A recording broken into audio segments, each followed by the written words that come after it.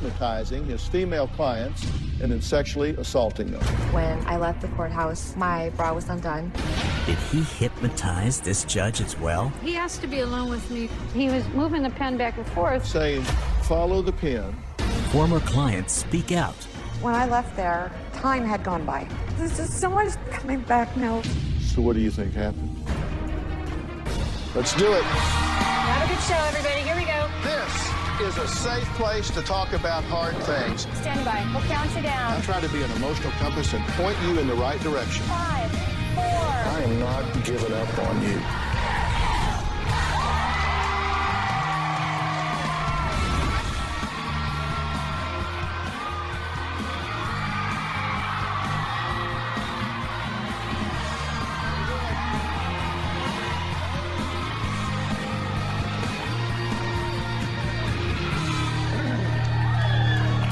Okay, I want you to imagine with me for a minute having a legal problem. Say, for instance, you're going through a divorce.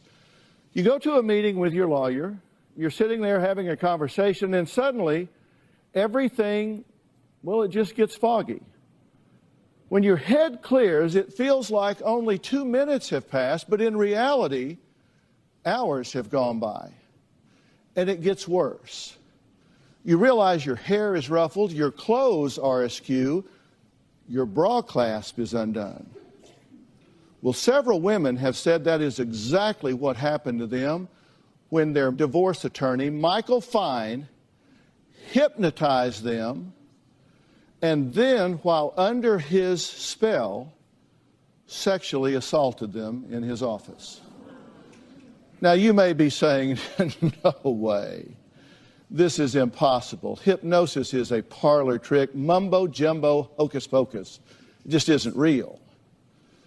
But let me tell you, it was real for these women.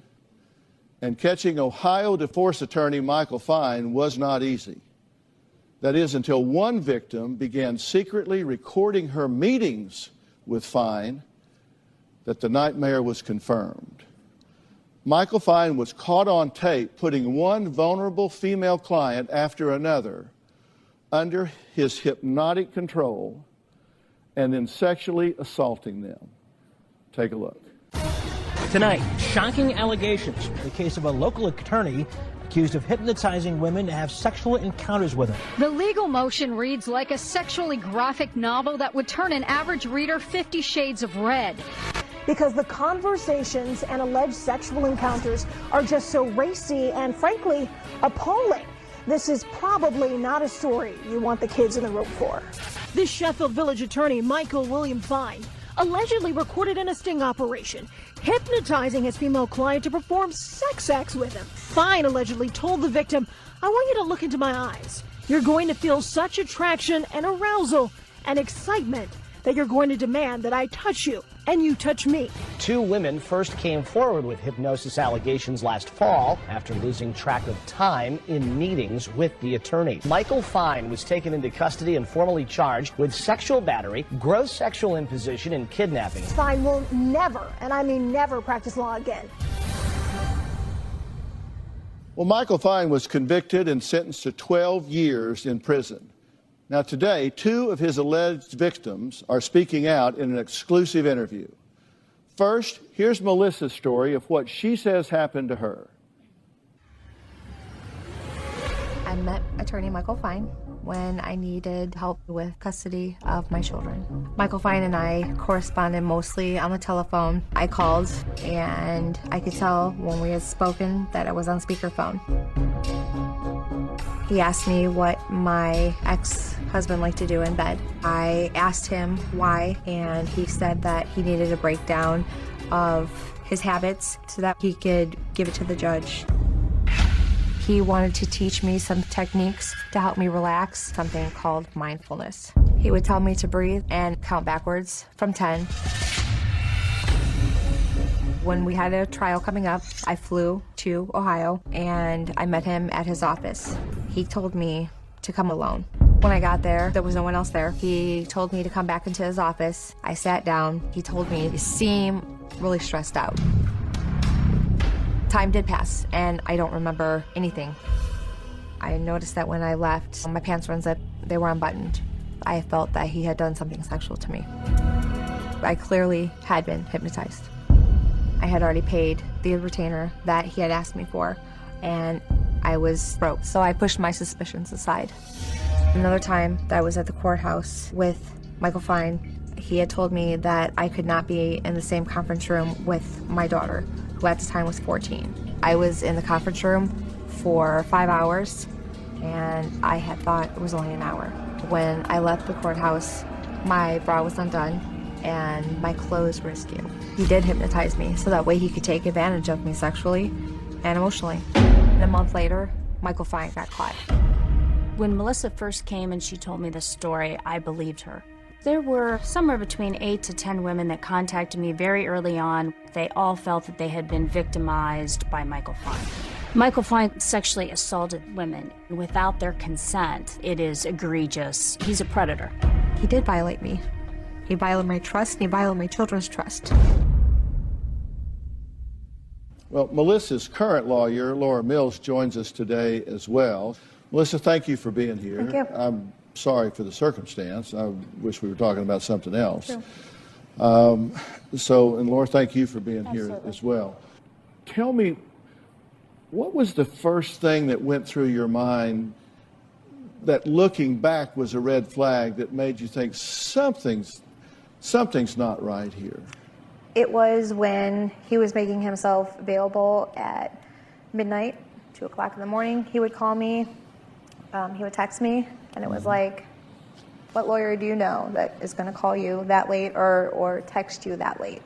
Was it all business, or was he being personal with you at that point? It was business in the beginning of the call, and he quickly went on from that to personal issues. How did he bridge from legal consult to that sort of more personal psychological world? Well, he knew that when we talked, I have high blood pressure, and when I get nervous, I talk quick. So he says, listen, this is what I can do. I will help you because I know it's stressful, and what I'm going to do is I'm going to teach you some techniques that will help you relax. So when you go into the courtroom or you go and you talk to the judge or whomever, then people are going to listen to what you have to say. You needed him Yes. to protect your access to your children. Correct. And he knew that. He did. That was his leverage over you. Exactly. You needed him, you had to have him. Exactly. And you had paid him all the money you had. Yes, I did. This person has got you under their thumb. Right. And in a sense, this is a power transaction. Yes. He started asking personal questions about your sexual habits, right? Correct. Yeah. What was his explanation for that? Because when we went into court, he would need to give the judge a breakdown showing what my ex-husband's personality was. And how did he respond when you would push back? He told me he was the lawyer. He had the law degree. My job was to listen and do what he asked. Did he ask for graphic details? Yes, he did. He very much into details. This is when you believe he had you on the speakerphone, and he was using that for arousal purposes. Yes, yeah, he was.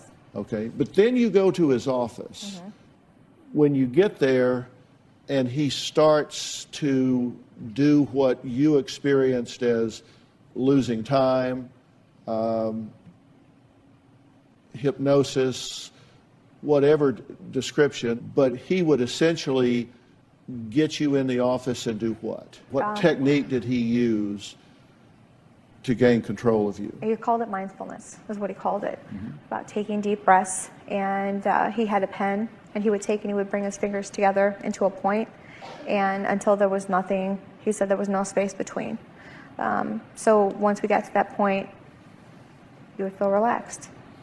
And at that point, did you experience a loss of awareness? Yes, I did. You now know that he said what to you during this time? He was the greatest lover of all time. And when he spoke with me the next time and he said his trigger word, then it would put me right at that same place as I was right at that moment. Extremely aroused is where he wanted me at. Right.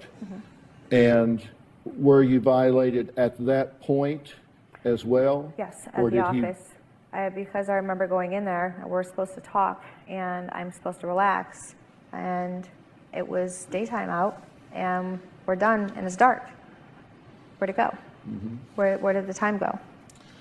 And did he use this trigger word with you? Yes. How many times? When we spoke on the phone, when I had seen him in person. I knew that at the end when he counted, okay, where did the time go? Now what? Okay, he would count you out. What was the trigger word? I don't know. All right, coming up, if you thought this story couldn't get any more unbelievable, wait until you hear what our next guest has to say. She's a judge and claims that he tried to hypnotize her as well. That's next. Since Michael Fine took advantage of me and he hypnotized me, my life, it's not the same as it was before. I have absolutely no trust for anyone. I will not be alone with someone. I don't care who it is. The door has to be open. Someone has to be with me. I've had panic attacks. Michael Fine made my life a living hell. It is a criminal case with a shocking headline. An attorney convicted of hypnotizing his female clients and then sexually assaulting them. Now, several women claim that after hiring Ohio divorce attorney Michael Fine, they felt foggy, disoriented, and like they had been sexually violated, but yet had no memory of a sexual encounter. Now, after a secret sting operation, the disgraced attorney was exposed and sentenced to 12 years in prison. Now, Judge Lisa Swinsky claims that she also had an encounter in her chambers with Michael Fine that left her chilled to the bone. I met Mike Fine probably in 2013 or 2014. He was a divorce lawyer. I'm a divorce judge. He asked to be alone with me, which I found unusual, but I had an open door policy, so I was like, okay, Mike, if you want to be alone. And he said, just the two of us. He asked me to follow a pen with my eyes, and we later found out that pen had surveillance camera in it. And he asked me to count backwards from 30. I think he was trying to unethically influence me by hypnotizing me. Hypnosis has dramatically impacted my life for the past 20 years. When I was a student, my former roommate was hypnotizing me in everyday conversations. He had used hypnosis.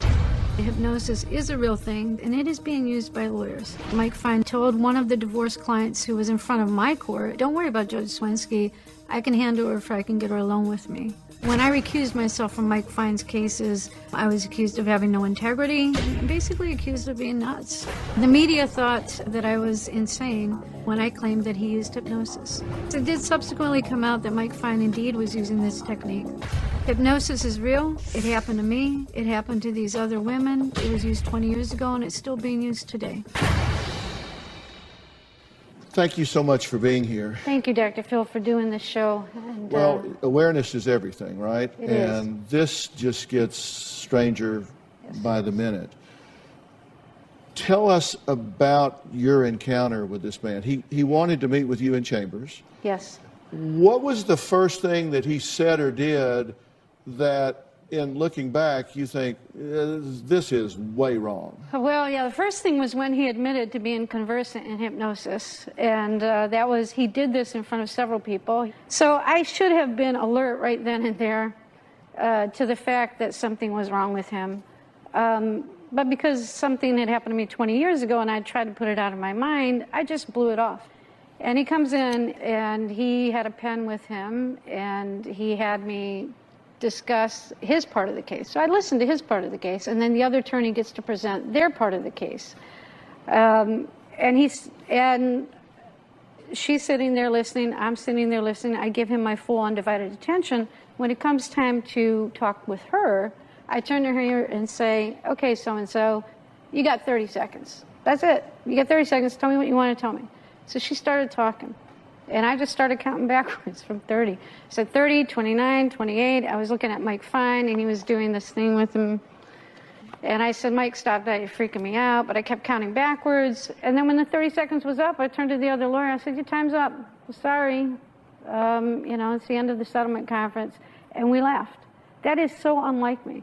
For me to have blown off another lawyer like that, again, another sign that should have been a red flag for me. Okay, well, what happened that got you to do that? I think he had said, you'll give her 30 seconds to talk and you're not going to listen to her. And that would be my guess. And Yeah. When did that when do you think he did that? I think he probably did that right there at the settlement conference, right there in front of the other attorney. Because if you are not cognizant of those techniques and what is being done, it can be done in front of people. And nobody would have a clue that this covert hypnotic technique was being used. And I think he was just bold enough and audacious enough to do it in front of the other attorney. You say he knew about some experience you had had Yes. with hypnosis previously. Right. My roommate had bragged, believe it or not, that he had used hypnosis to rape me and a couple other women, 2 other women. I thought he was crazy. I thought he was insane. The first thing I thought was maybe he drugged me and something happened. But I didn't think that hypnosis worked. I didn't believe in it. I went to have a rape kit, found out, indeed, I was probably raped, which was stunning. The detective that I spoke with said, whatever you do, don't tell anybody because they're not going to believe you and you could end up getting yourself locked up. I got committed. Really? It was a 72-hour emergency hospitalization. Ironically, at the time, the university was running advertisements, learn how to hypnotize for fun and profit. And you said he had a pen. He did have a pen. I later found out it had surveillance equipment in it, and he was moving the pen back and forth. But I even kind of snapped out of it there and said, you know, you're freaking me out, quit doing that. But it still wasn't enough to know that between what he had said about hypnosis and what he had pulled on me, that he was actually using this. Okay, so he's in your office with another lawyer. With another lawyer. And he's saying, follow the pen. Yes. And the other lawyer Doesn't think anything of doesn't it. say, what the hell are you two doing? No, absolutely not. Michael Fine was secretly recorded by one of his victims. So what exactly did he say to get his clients under his control? Well, we're going to reveal what that is next.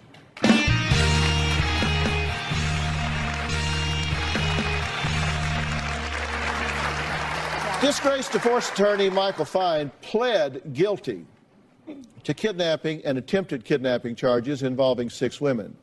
So what exactly happened in his law office? And let me tell you, he was talking about this to people. He even talked about the judge to some of his clients. What did he tell you about this judge?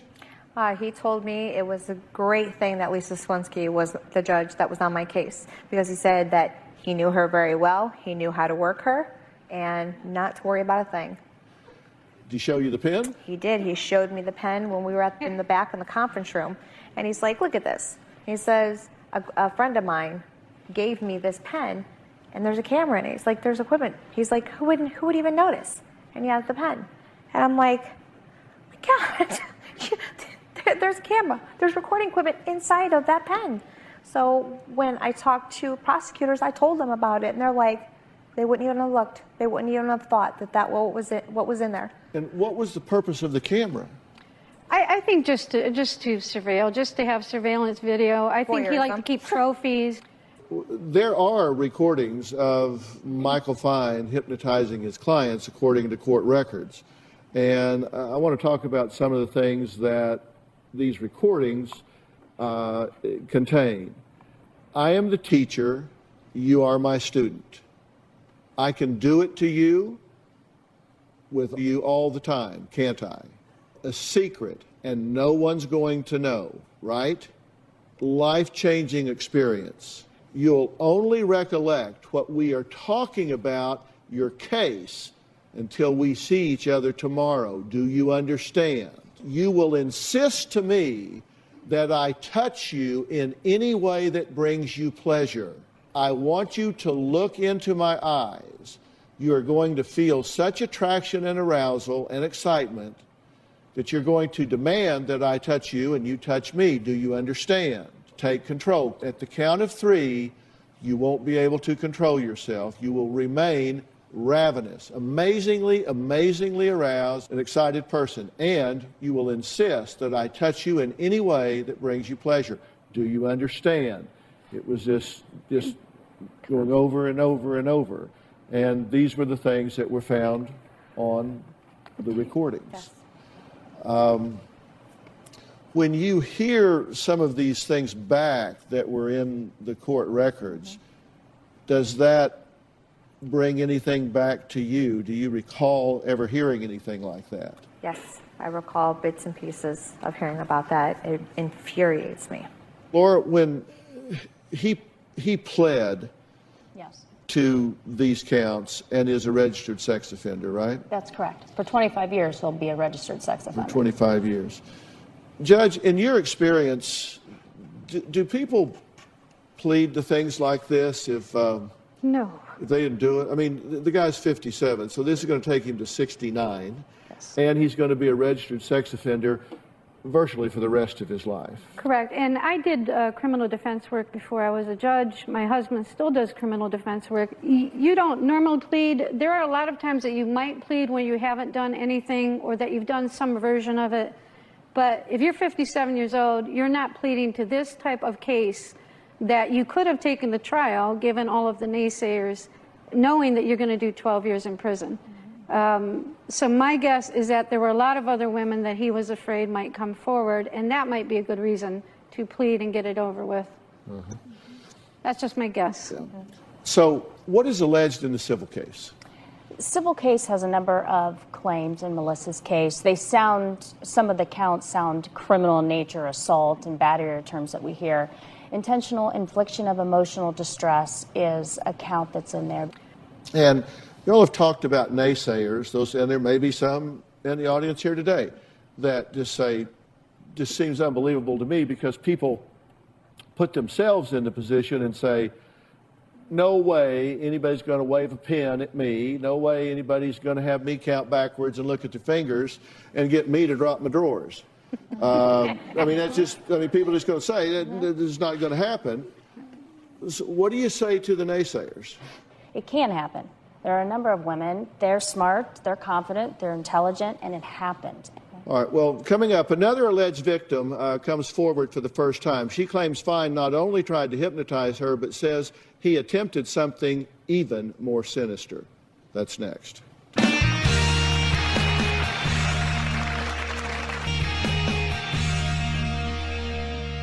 Our next guest, Debbie, says she also hired Fine to help her with her divorce and claims when he couldn't hypnotize her, he found another way. Mike Fine was my attorney for 4 years. As my attorney, Mike Fine did a lot of inappropriate things. I'd walk in and he'd come and give me a hug where I felt like he's feeling my breath.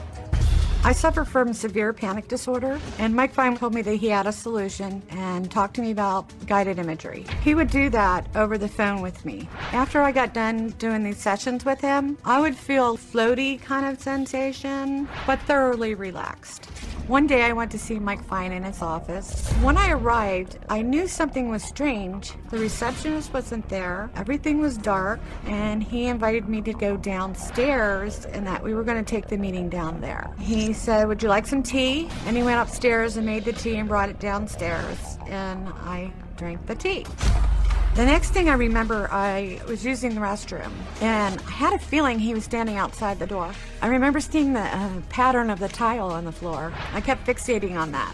I believe when I was in the bathroom, Mike Fine did come in. Although I don't have a memory of it, I think I have some pretty good evidence that he was in there.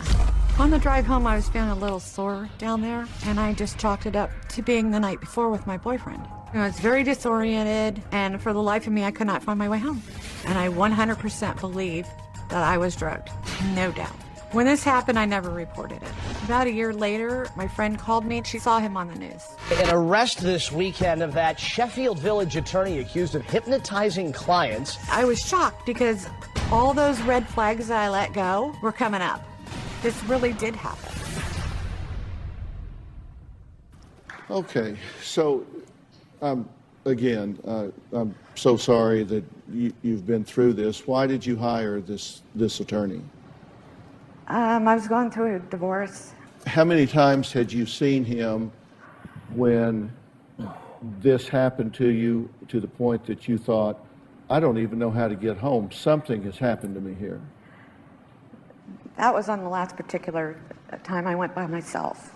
But how many times? I had been to his office many times, but I was never alone. Mm-hmm. But then this time, you feel like you were given some type of a drug, right? Absolutely. When I left there, time had gone by, and I couldn't find my way home. It took me 25 minutes to get there. It took me 2 hours to get home. I didn't know where I was. I was very confused. I called my now husband and told him that I was lost. He accused me of having sex with him because he had overheard him saying things to me.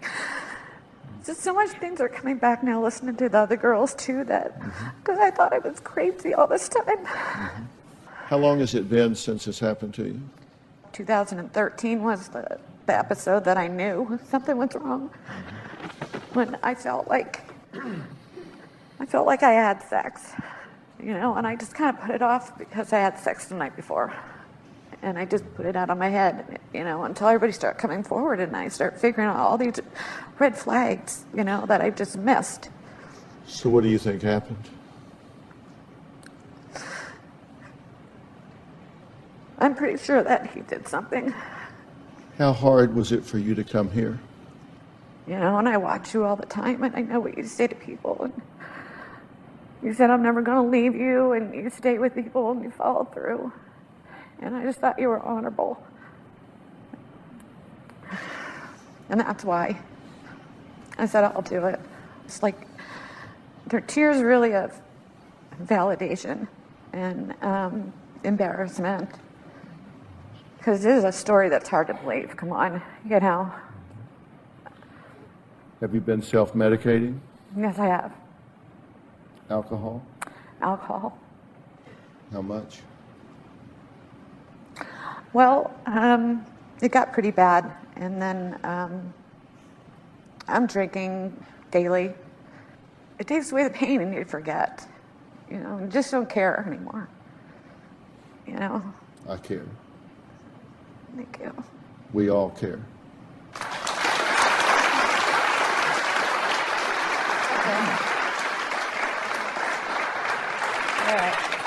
I have some things I want to say to you before the end of the show, because you living like this is not okay with me, and it shouldn't be okay with you. And we're going to talk about that before the end of the show, okay? Okay. All right, coming up, the fact that this man was able to hypnotize women without them even realizing it is scary, and something that you may never have thought possible. But is it something that you need to worry about? I'm going to explain how this happened, and we're going to speak to a hypnotherapist after the break.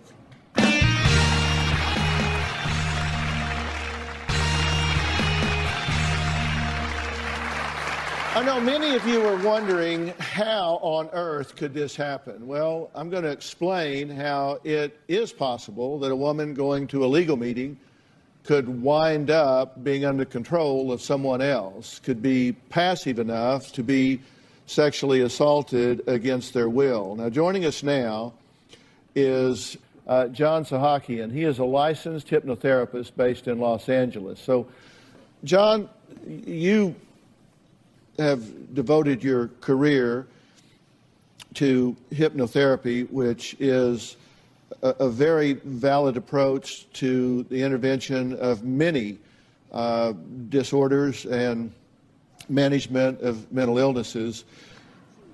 Shed some light on this situation so people can understand the transaction that went on here.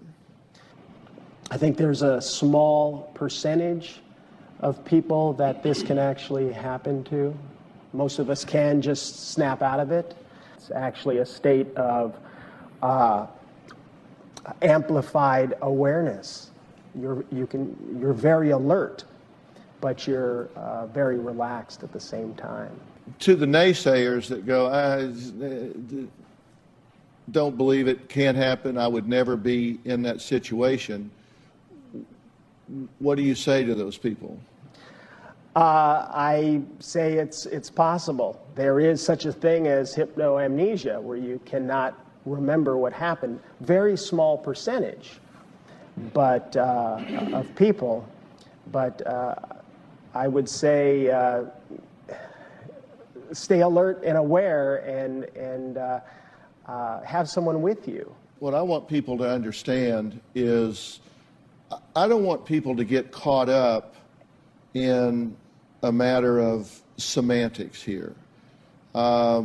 Because, as you know, having devoted your career to this, that there's no one definition of hypnosis, for example. What we're talking about here is a power transaction, because you're in a context here where there's extreme vulnerability, and these people are being groomed just like a predator, a pedophile would groom a child.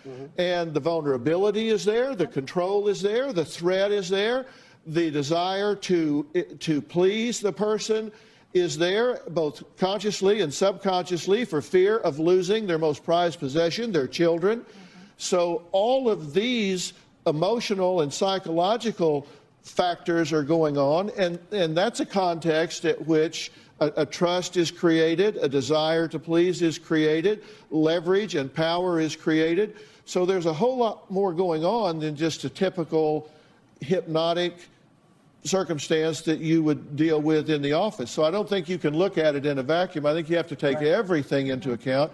And when you look at the relational and the environmental and the leverage that's going on, it's a whole different situation, whether you call it hypnosis or grooming, whatever you call it. When all of these things come, you have a perfect storm for a woman caught in their most vulnerable position, and then it's not so hard to understand.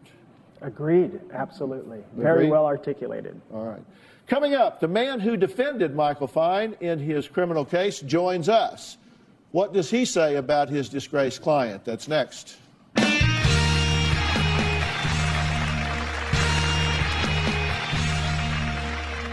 Last month, a married lawyer who hypnotized his female clients and then sexually abused them was sentenced to 12 years after one suspicious woman wore a hidden camera when she met with him. Now, Robert Housel represented Michael Fine in his criminal case, and he joins us now.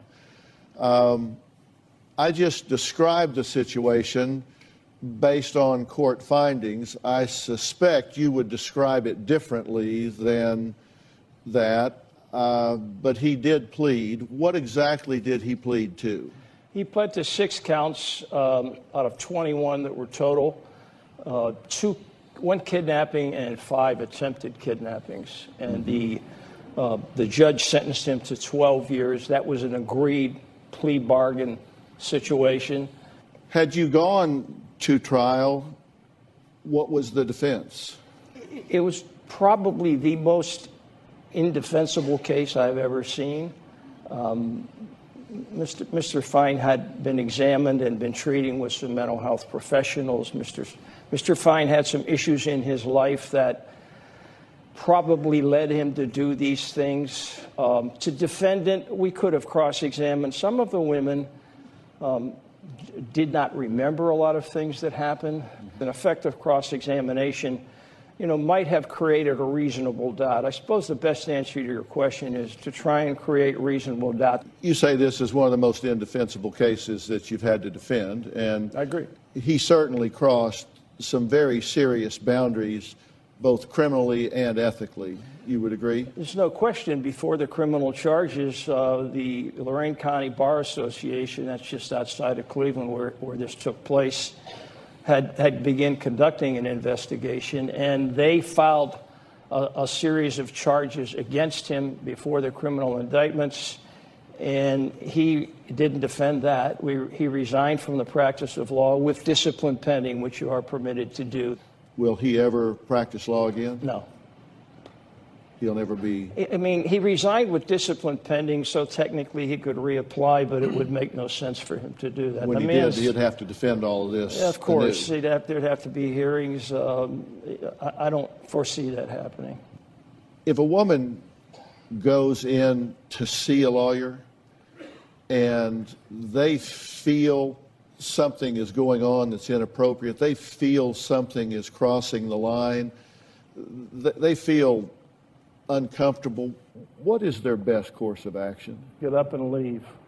Go find another lawyer. But if they've paid a retainer, and I think most people don't know that a lawyer cannot keep a retainer in an onerous fashion if it's demanded back and they have not done the work to keep that retainer.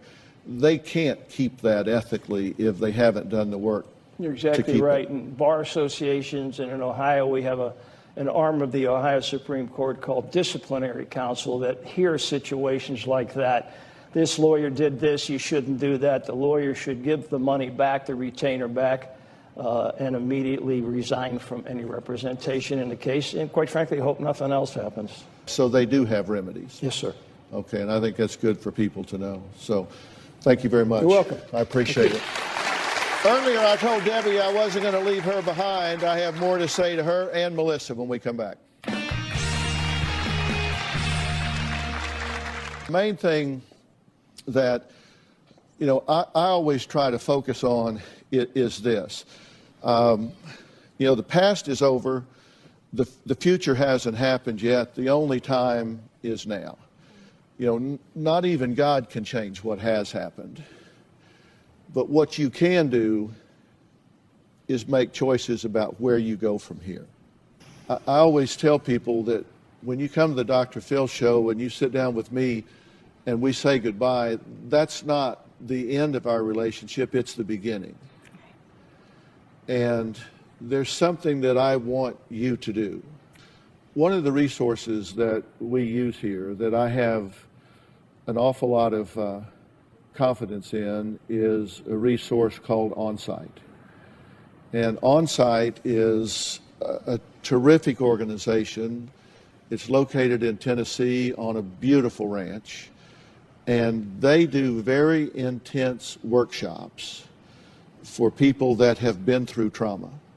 I've made arrangements for you to go there and spend the time necessary for you to find yourself and get yourself back where you need to be for you and for your family. Thank you. And I want to make that as a gift to you. And I want to talk to you as well. We didn't talk much about this, and I have not diagnosed you, and in order to do so, I would have to go through a whole lot of things that I haven't done here. But I'm going to tell you what would be on my short list of considerations. One would be a very acute anxiety neurosis, panic attacks, post-traumatic stress disorder, and a chronic depression. I would roll all of those things up, and that would be on my short list of considerations if I was going to start diagnosing you. And that would be before I got to alcoholism. I want to send you to a dual diagnosis treatment program. Okay. And when I say dual diagnosis, you have to stop self-medicating. So what I want to do is send you to the Hanley Center, which is part of the Origins behavioral program. And these are folks that deal with gender-specific dual diagnosis treatment to get you where you need to go. We're going to start by evaluating you neurologically, hormonally, biochemically, psychologically, and let's get you back in control of your life. Oh, that'd be great. Will you immerse yourself in it? Okay. Fair enough? Okay, fair enough? Okay. All right. I want to thank all of my guests today, especially Melissa and Debbie, for having the courage to tell their story. A special thanks to OnSite and Origins Behavioral Health Care for helping these women. I'll thank you. We'll see you next time.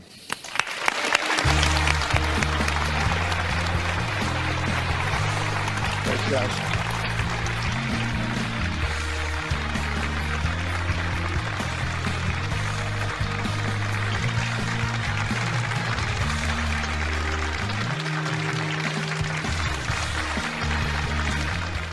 Today on an all-new Dr. Phil.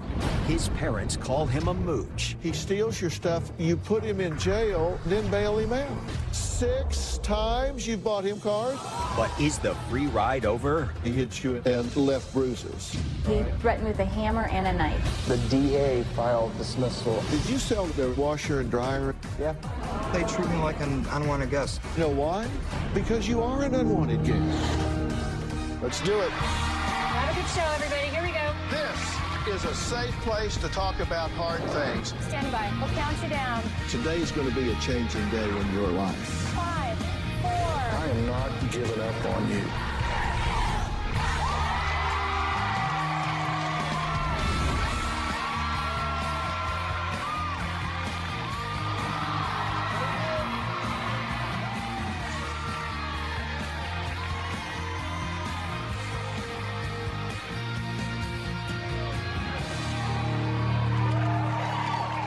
Karen and her husband Jim say they have done everything in their power to keep an unwanted intruder out of their home.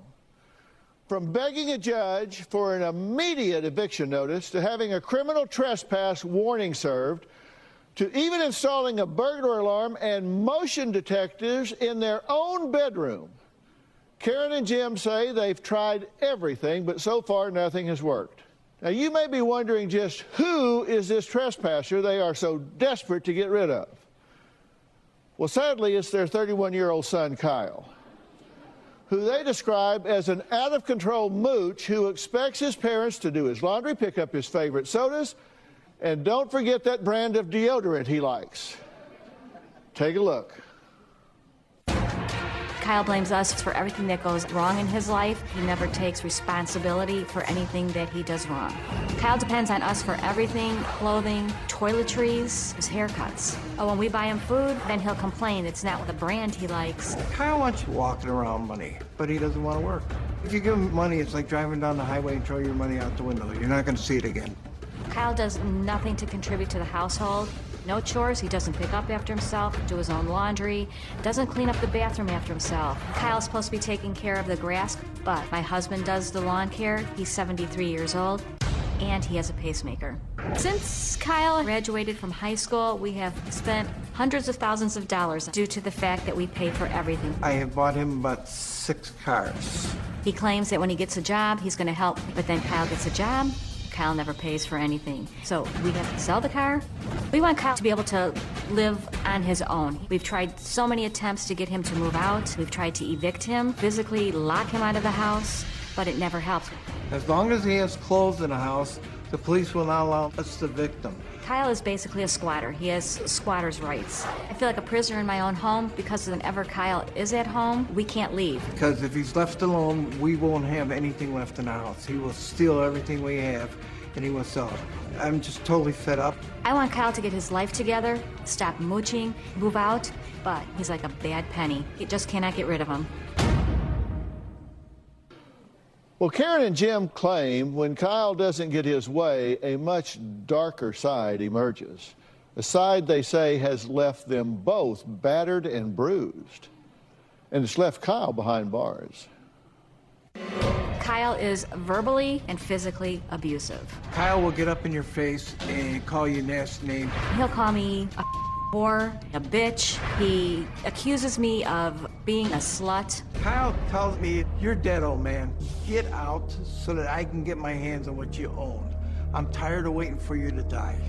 These are pictures from one of his anger rampages. My arm was black and blue from here down to here. I cannot leave my wife alone with Kyle because he beats her. One night, Kyle had his girlfriend sleeping over, and there are no sleepovers in my house. After Kyle had her leave, Kyle got mad and he started choking me. My husband had to pull Kyle off of me.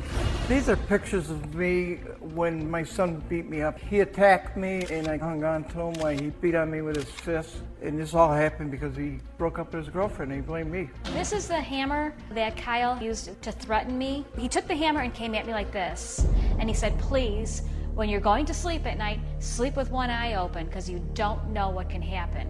It was like his whole face glazed over. It was like looking into a dead person's face. I talked him down. He put the hammer away, but then he grabbed one of the knives and then came at me. The police arrived. They arrested Kyle and he did 30 days in jail.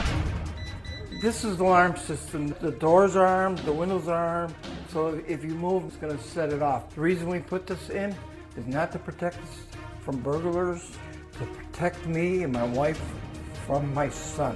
This needs to stop before somebody gets hurt or worse. Okay, guys, I'm puzzled. He's living with you guys. Correct. Always, right? Yes, always. So for 31 years. Yes. All his life. And he doesn't just live there, he expects you to wait on him hand and foot, right? Correct. And pay for everything. Of course. And you do. Yes. Oh, yeah, it's a good deal if you can get it, I suppose. He leaves his laundry on the floor, right? Leaves his laundry on the floor. For you to pick up and do. And put away. Not just pick up, but you I to do pick the it up, laundry launder it, fold it, and put it it in away. its drawers and all that. You pay for clothes, haircuts, shoes, medication, TV. Yes. His phone, everything. His car, his gas, his food. We pay for everything. Why? Don't know. Me neither. I'm totally confused. You and I are both lost. We don't know why you're doing this. I give, because he's my son. No, come on. Look, you and I are too old to, come on. He's 31. correct. Since he was 16, you've purchased not one, not two, not three, not four, not five, but 6 cars. Correct. You don't look like slow learners. No, really, you 6 times? It's like Lucy holding the football for Charlie Brown. I know, I promise. It'll be here. 6 times you've bought him cars, and 6 times he's lied to you. I'm gonna get a job, I'm gonna pay for this, I'm gonna do this. Come on. Well, I did catch on. I just sold his car 5 months ago. I told him, he says, as long as you have your job and you're paying for your car, I'll continue with it. He quit his job. I took his car away. I sold it because my name was on there. He was speeding, just doing absolutely crazy things with the car. So I sold the car. And I haven't given him a car. He's begging me for a car, and I will not give him another one. Hopefully.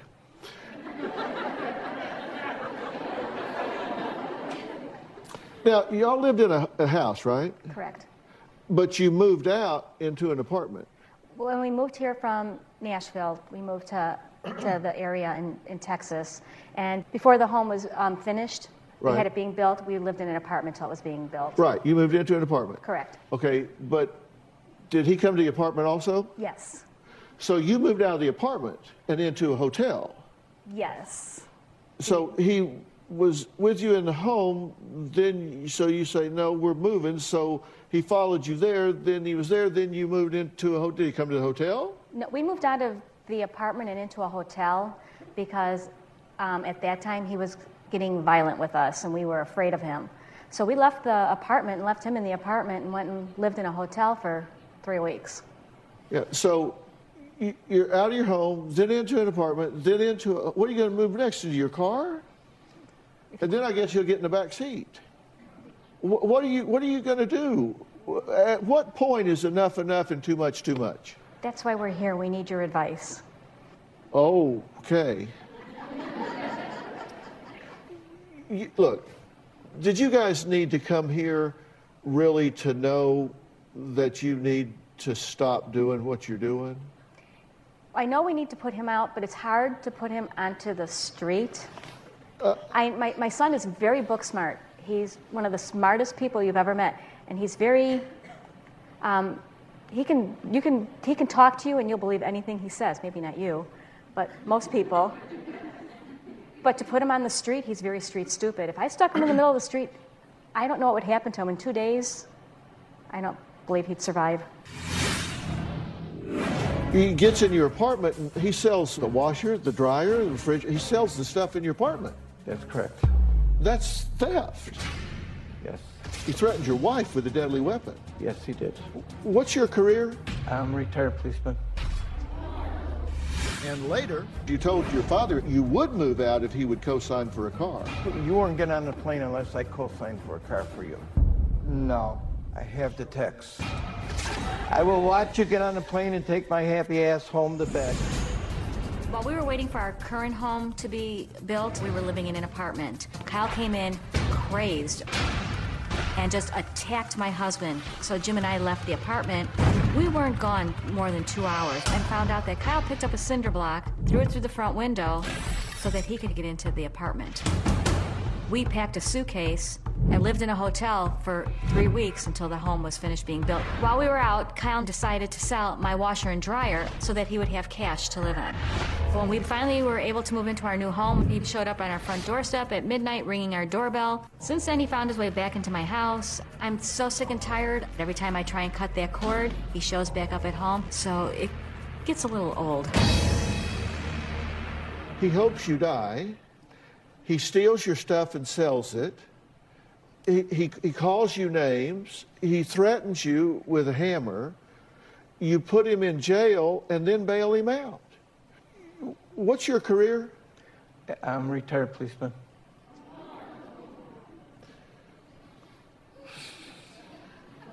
Did you take excuses from people that you arrested? No. If the things that happened in my home and I was working and I was on the scene, I would be locking somebody up because the situation was too dangerous. But when you threaten someone with a deadly weapon, that's serious, right? Very serious. You threatened your wife with a deadly weapon. Yes, he did. He gets in your apartment and you go to a hotel. He sells what, the washer, the dryer, the refrigerator. He sells the stuff in your apartment. That's correct. That's theft. Yes. We'll talk about him in a minute, but you have to help me understand what it is that's driving you to continue to do this. I think on my part, I think it's hope. Hoping that he will learn to be productive, learn to get a job and hold the job. And what are you doing to teach that? Probably nothing. Well, you're doing his laundry, you're paying his bills, you're giving him a place to live. Yes. Hell, I'd do that. That's a good deal. Look, common sense, this common sense here. This isn't helping him, is it? No. When he was younger, he could go out there and live on his own. Now he can't. I don't know what happened over the years. Most people learn respect and responsibility as they get older. He seemed to have lost that. Is it possible you've crippled him by enabling him and not requiring him to grow up? Yes, I believe so. I believe that I gave him too much. I always, whatever he asked for, I always gave him. Maybe because I didn't have my life when I grew up that way. So I don't want him to want. But now he's bleeding you dry. Definitely. Very much. Yeah, I related this because I've got a son this age. Robin and I have raised two boys. The one on the left is the age of your son. I couldn't keep him in the house if I held a gun on him. It's not natural. You understand, at 31, it's not natural. You have a good-looking, intelligent young man for a son. He's very smart, right? Very smart. He went to nursing school? Yes, he did. And what did you do while he was in nursing school? I sat in the parking lot to make sure he stayed in school. Every day? Every day. All day? All day, 8 hours a day, read books. Despite Kyle's being lazy and being a mooch, he does have a nursing degree, only because his father and I rode him every step of the way. I drove him to school every day, and I sat in the parking lot where I can see the front door and the rear door to make sure he didn't leave. I went there for 9 months. I should have got a degree myself because I was there every day. Kyle was very good at what he did when he was a nurse, but unfortunately, he always winds up taking the wrong path and undermining himself. I did get in a little bit of trouble with my nursing license. Kyle's suspension was due to the fact that he got locked up for stealing drugs from one of the nursing facilities. But all those charges were dropped. But then he wound up getting a drunk driving, and he was put on suspension for not reporting the drunk driving to the nursing board and for all of the drugs. When we moved to the state of Texas, Texas wouldn't accept his nursing license because of the fact that he was on probation. Because of that, Kyle blames us, saying we should have stayed in the state of Florida until his license could be cleared again. There was no reason for him to move. They could have waited 6 more months.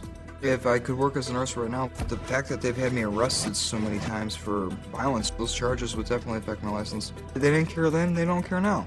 I'm so sick and tired of listening to Kyle's excuses. At this point in life, move on. Every day, all day, you go to school and sit in a parking lot to make sure he stays in school. That's correct. Wow. If he didn't go, Kyle, a couple times we allowed Kyle to drive himself. Kyle didn't go to school. So to make sure that he would go, Jim drove him. Well, Kyle's here, by the way, and he says not only should his parents be doing more to help him get on his feet, they need to realize they are to blame for his failure to launch. We'll meet him after the break.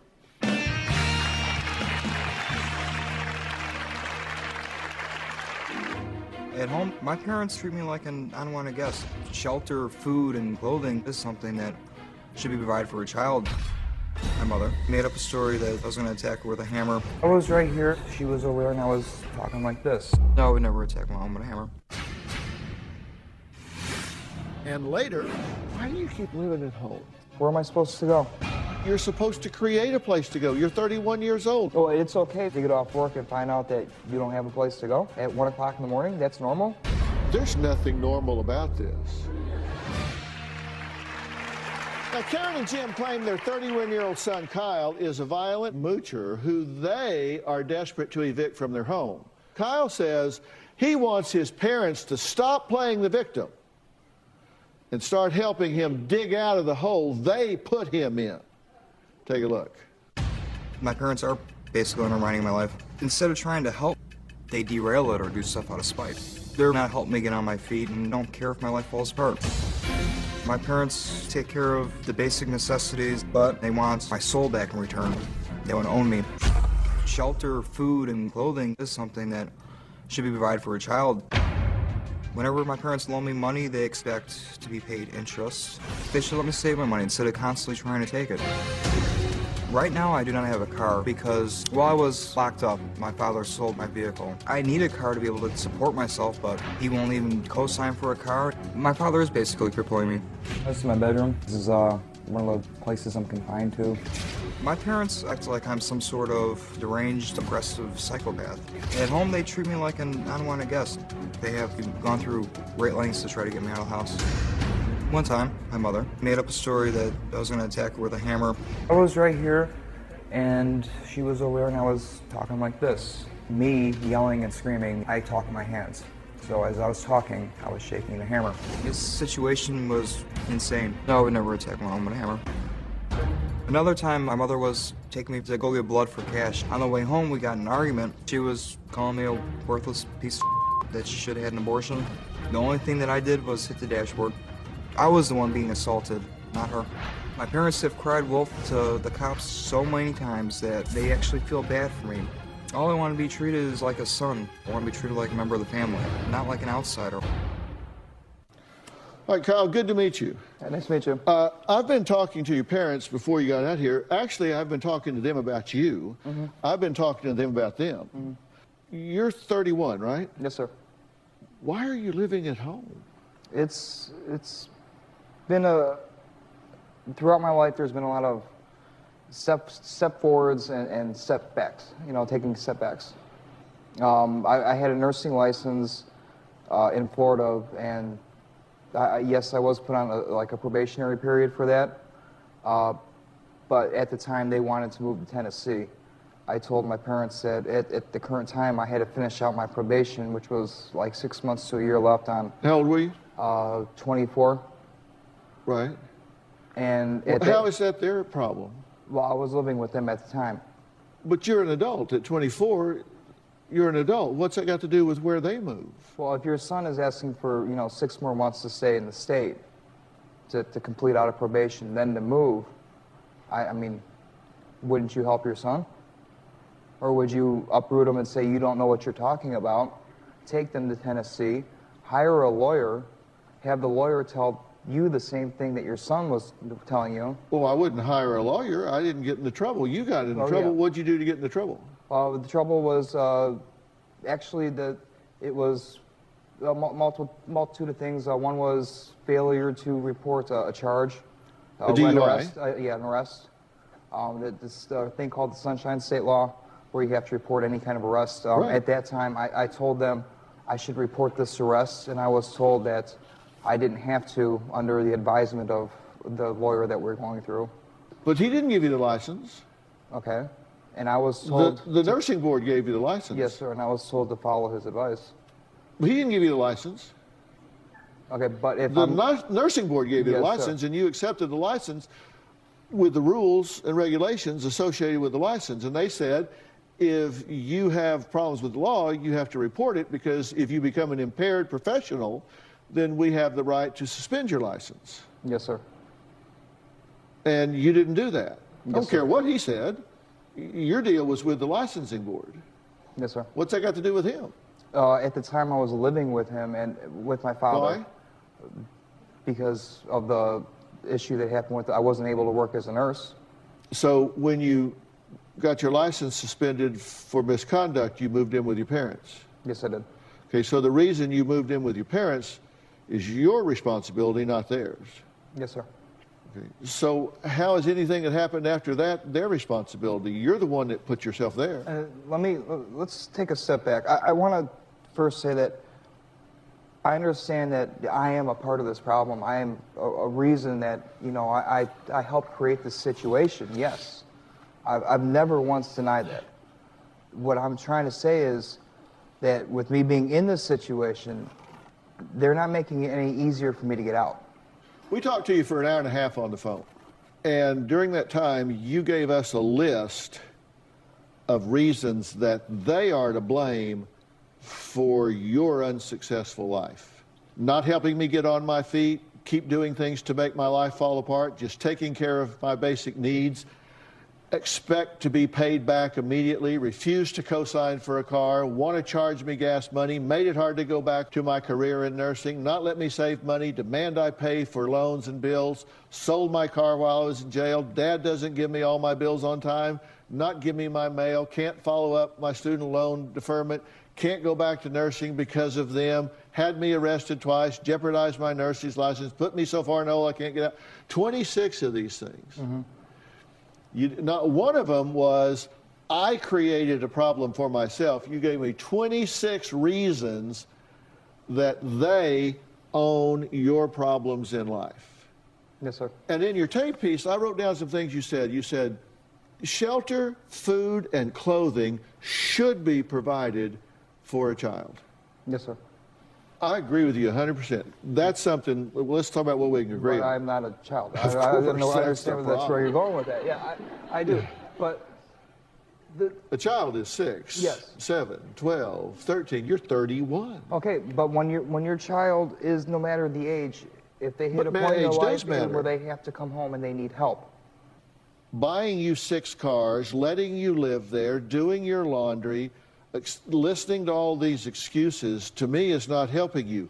You said on your tape, I also wrote this down, I took notes on your videotape. You said, they treat me like an unwanted guest. Do you know why? Because of the past, yeah. Because you are an unwanted guest.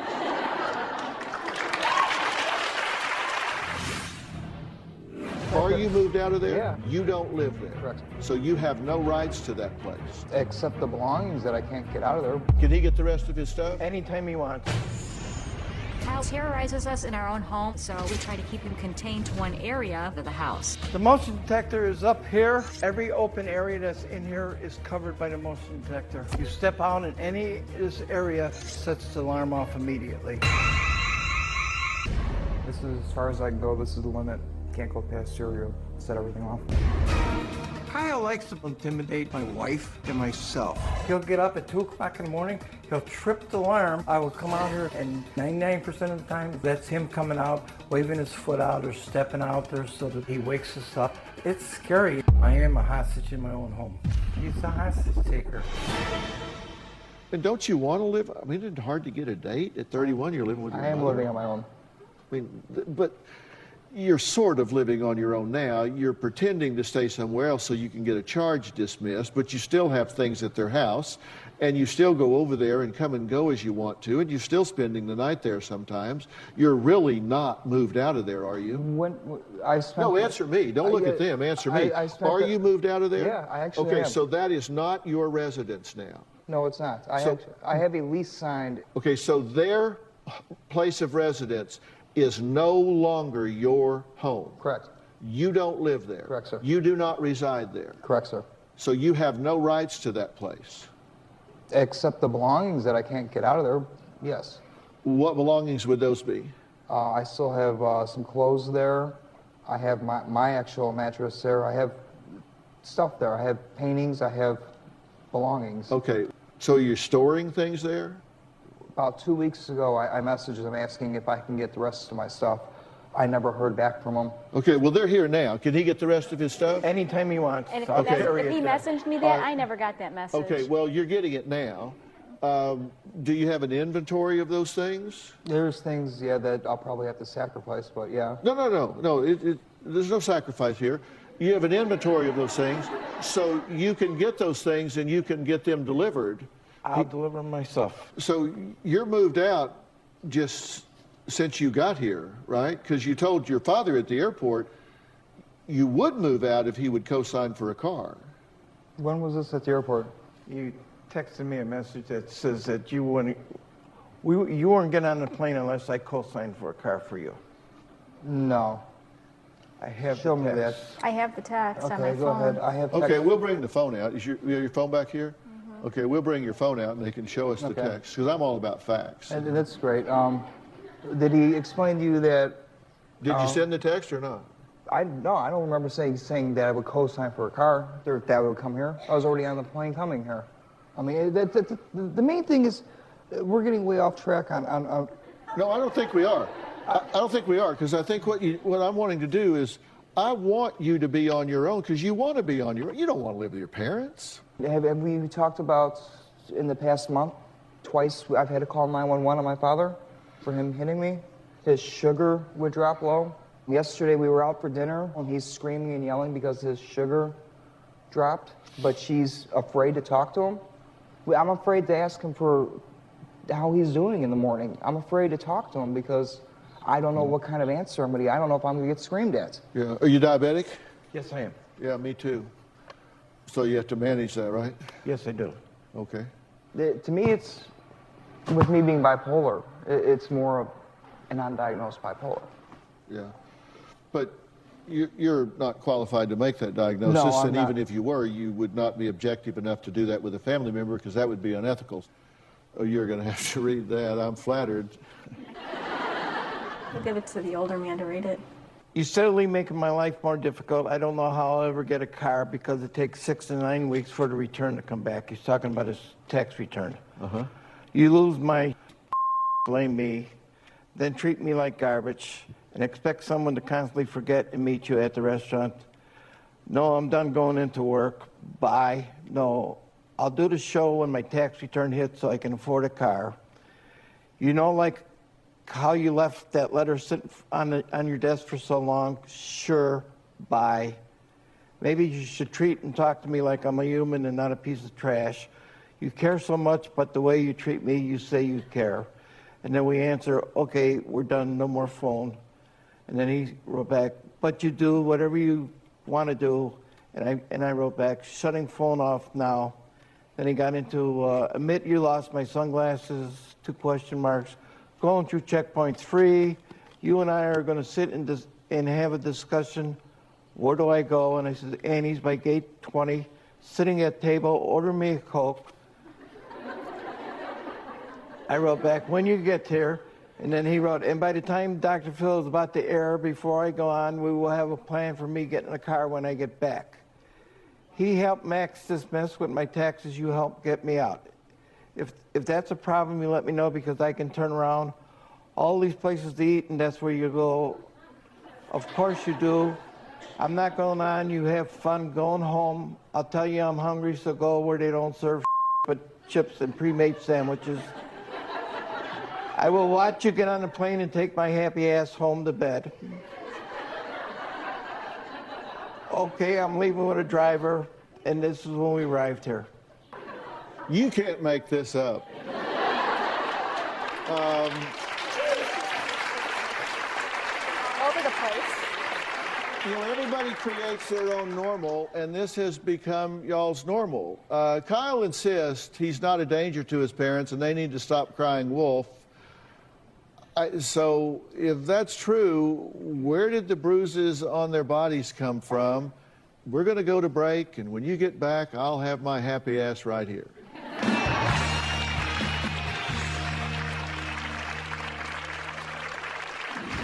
Kyle's outbursts are so out of control that I wound up having to take Jim to the hospital. They started yelling and screaming at me in the bed. Kyle started a fight with my wife. She ended up having a heart attack. We had to call security and have Kyle banned from the hospital. From filing a restraining order to having him arrested for criminal trespassing, parents Karen and Jim say nothing will stop their adult son Kyle from living in their home and abusing them. Now, Kyle claims his parents are far from perfect, and they need to own their own violent ways. Take a look at this. My parents are very fake. They try to portray them as being the perfect parents and me as this uncontrollable child. It's not like that at all. They'll egg things on. I'm not yelling at them out of nowhere. It's a response to something they did. Kyle's outbursts are so out of control that he has no control over what happens. Kyle come home drunk, started a fight with my wife, started pushing her around and everything, and she ended up having a heart attack. He didn't care. He never even went to visit her in the hospital. Last May, I wound up having to take Jim to the hospital because Jim's stress level was just so high, we couldn't control his blood pressure. They started yelling and screaming at me in the bed. We had to call security and have Kyle banned from the hospital. My parents are not own up to anything. It takes two to tango. Because of the way Kyle behaves, I keep all my guns locked up. And they're all kept here, no bullets, because I'm afraid that if he gets his hands on them, he may use them. Or if he gets me Superman, I may use them to protect my life. I check the safe once a week for prey marks to see if he's tried to pry the door open. I worry for my life because you never know which direction he's going to take when he gets mad. I'm sick and tired of my mom and my dad crying and playing the victim to everybody. It is time for the truth to be told. Okay, now in November of last year, you were charged with assault, right? Yeah, real quick. It's pending. I won't discuss anything that's pending right now. Okay, well, I'll discuss it. You were charged with causing bodily injury, family violence. That's a level A misdemeanor. Confinement, 30 days in jail. Incidental investigation report. It says that 16 hours dispatched to a disturbance in a parked vehicle. Female advised that the male was her adult son and that he has hit her in the upper right arm 3 times, causing pain. Male was then arrested. Upon release, parents allowed Kyle to return home. That's court's coming up March 28th, so you don't want to comment on it because it's pending, so that's okay. But that's what you called the police? Yes. And he hit you in the arm? Yes. 3 times? Yes. And left bruises? Yes, he did, from here to here. In that actual report, I would like to state that it does say there are no visible marks on the victim nor the defendant. And then in June, which was 5 months earlier, there was charge number 1, assault, and this had to do with the hammer situation, right? He threatened me with a hammer and a knife. Okay, this was a first-degree felony. Charge 2, he interfered with an emergency call because you tried to call 911. But the judge actually dismissed that one. Correct. Because he was coming here. Yes. The DA filed dismissal on this because I moved out of their house because it was a toxic environment, and that was dismissed before we got the okay to come on the show. Okay, so the DA agrees that it's toxic for you to live together. We get into a small argument, and the cops are called, and they've been out probably in the past year 20 to 30 times. Why do you keep living at home? I didn't have a way out. When they moved into a hotel, did you sell the washer and dryer and stuff out of the apartment? That's not an essay question. No. See, you're getting, I love how you're getting, did they tell you that prior to them going into the hotel, I was at my girlfriend's house and on break from work, and I came out and my car was gone? That I lost my job because of that? That because he took my car, which I was paying on, But because he took my car, I couldn't go to school, and I got kicked out of school for attendance. Well, they moved to their new house. They told me I wasn't allowed to come, and that I had to go commit myself because I wasn't right. Is that a yes? No. You didn't sell the washer and dryer? The washer and dryer that they told me that they were leaving? What? That they were leaving? Was it yours? They took everything else out of the house that was theirs? And Was left that it your just me? washer and dryer? No, it wasn't my washer and dryer. Why? What gives you the right to sell it? I don't have one. I get off at work at 1 o'clock in the morning. I don't have any charge left to my cell phone. Where am I supposed to go? You're supposed to create a place to go. You're 31 years old. What's this picture here? It was when I was locked out of my house. Whose house? It was my house. It was my address on my license. It's my residence. That's what the police told him, that if we were to lock him out, he could use any means to get back in. What's this shattered glass here? That's the window. Don't you have a key to your house? No, I didn't even know they were leaving. I went to work and I called them for a ride home, and I got a call that they weren't even in the city. So you broke into your house? I let myself into my house, yes. Does this make common sense to you? Oh, it's okay to go to work and to get off work and find out that you don't have a place to go at 1 o'clock in the morning? That's normal? There's nothing normal about this. Seriously, there's not. There's nothing normal about the way they're treating you. Not at all. I agree. I totally agree. I'm saying it's not normal, but that's what I have to do. It's either that or was sleep outside the dumpster by work. What am I supposed to do? I get off at work at 1 o'clock in the morning. I don't have any charge left to my cell phone. I get a text from them saying that they're not even in the city. Why are you living there to begin with? Why don't you have a charge in your cell phone? You're 31 years old. I didn't have any other place to go. Where am I supposed to go? You're supposed to create a place to go. You're 31 years old. You're intelligent. You've got a degree. And I have. I've got myself out of that situation. I'm working to build myself up. Let's talk common sense for a minute, okay? Let's forget about your parents. They're not even here right now. Just a wall here, just you and me. Does it make common sense to live in someone's home, anybody's home, and call them names or yell at them? Because you are a guest, right? Mm-hmm. At 31, you're a guest. They have no obligation whatsoever. Nobody can call Child Protective Services and report them for not nurturing you, feeding you, clothing you, getting you medical care, or whatever. They have no obligation to you legally whatsoever. If they allow you to be there, it's just out of the goodness of their heart. Mm-hmm. And if you don't like the way they do that, then you leave. And if you say, I don't have anywhere to go, then don't you just need to say, well, then I need to get along? Yeah, I agree with that, but if somebody's going to get along, or if a family is going, once again, a family is going to get along, there has to be a family dynamic. There has to be that relationship. This family does not have that. Let me ask you one question. Your paycheck was for close to $1,000 a week and a half ago. You're broke. Where did the money go? It's none of your business. It is when he was calling us up to borrow money. This is, oh my God, you people. Look, I'm going to bring in some reinforcements here. I need help. We'll be right back. Time for today, but I am nowhere near done with Kyle and his parents, Jim and Karen.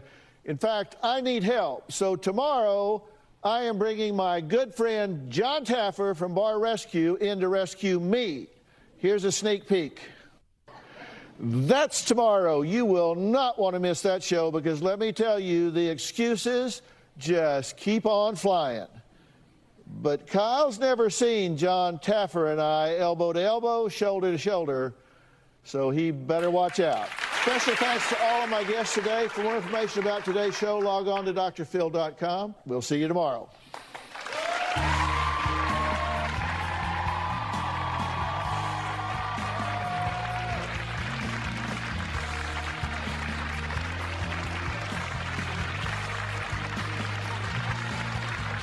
Today on an all-new Dr. Phil, a Hollywood actress. My daughter told me her boyfriend hits her. Hit me hard, he broke my jaw. Claims she's trapped in a real-life soap opera. Are you being abused by this man? No. Then why are you sending your mother pictures of bruises? The bruise was from me falling because I was drunk. You said he broke my jaw. It's not true. You're lying. We know you're a liar, but we just want to know if it's then or now. Let's do it. Have a good show, everybody. Here we go. This is a safe place to talk about hard things. Stand by. We'll count you down. Today's going to be a changing day in your life. 5, 4. I am not giving up on you.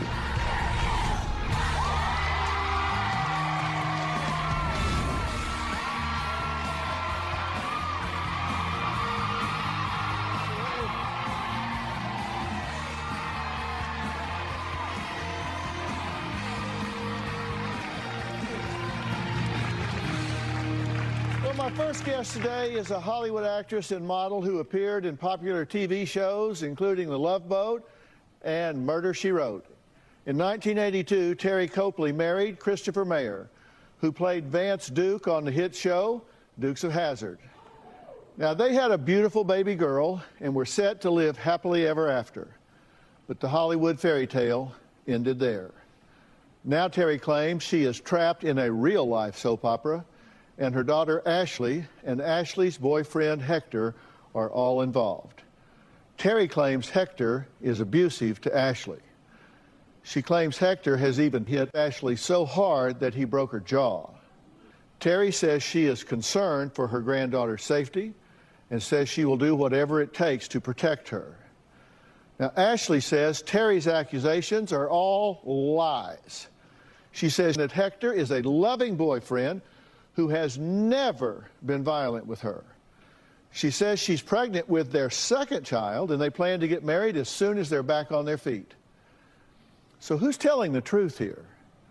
Now, you're going to want to stick with us because you will not believe what we have discovered. But first, here's what Terry has to say about Ashley and Hector, the man Terry calls a monster.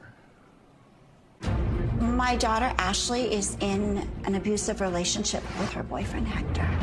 I am afraid that he might kill her. My daughter told me he hits her all the time.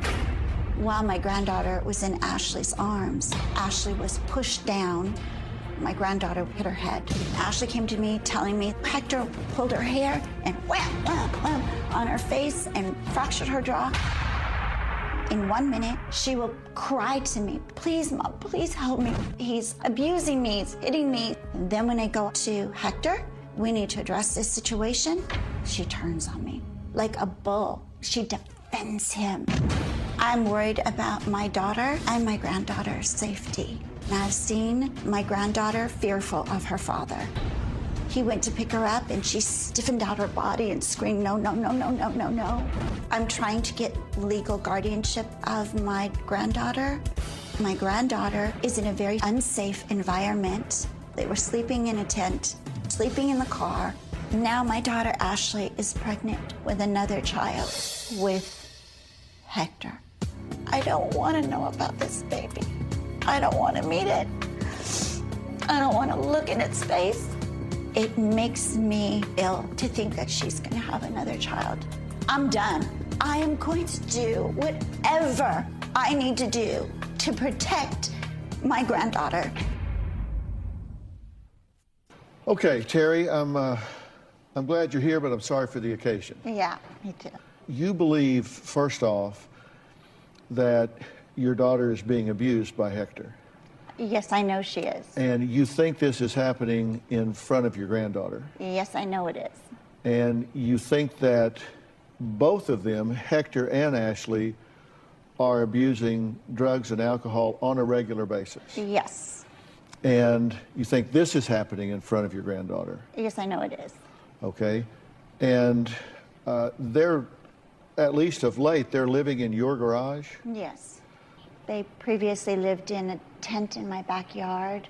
Okay. How long has she been in a relationship with him? It's been just over a year now. And how did they come to meet? What do you know about this guy? Well, Ashley met Hector about 4 years ago.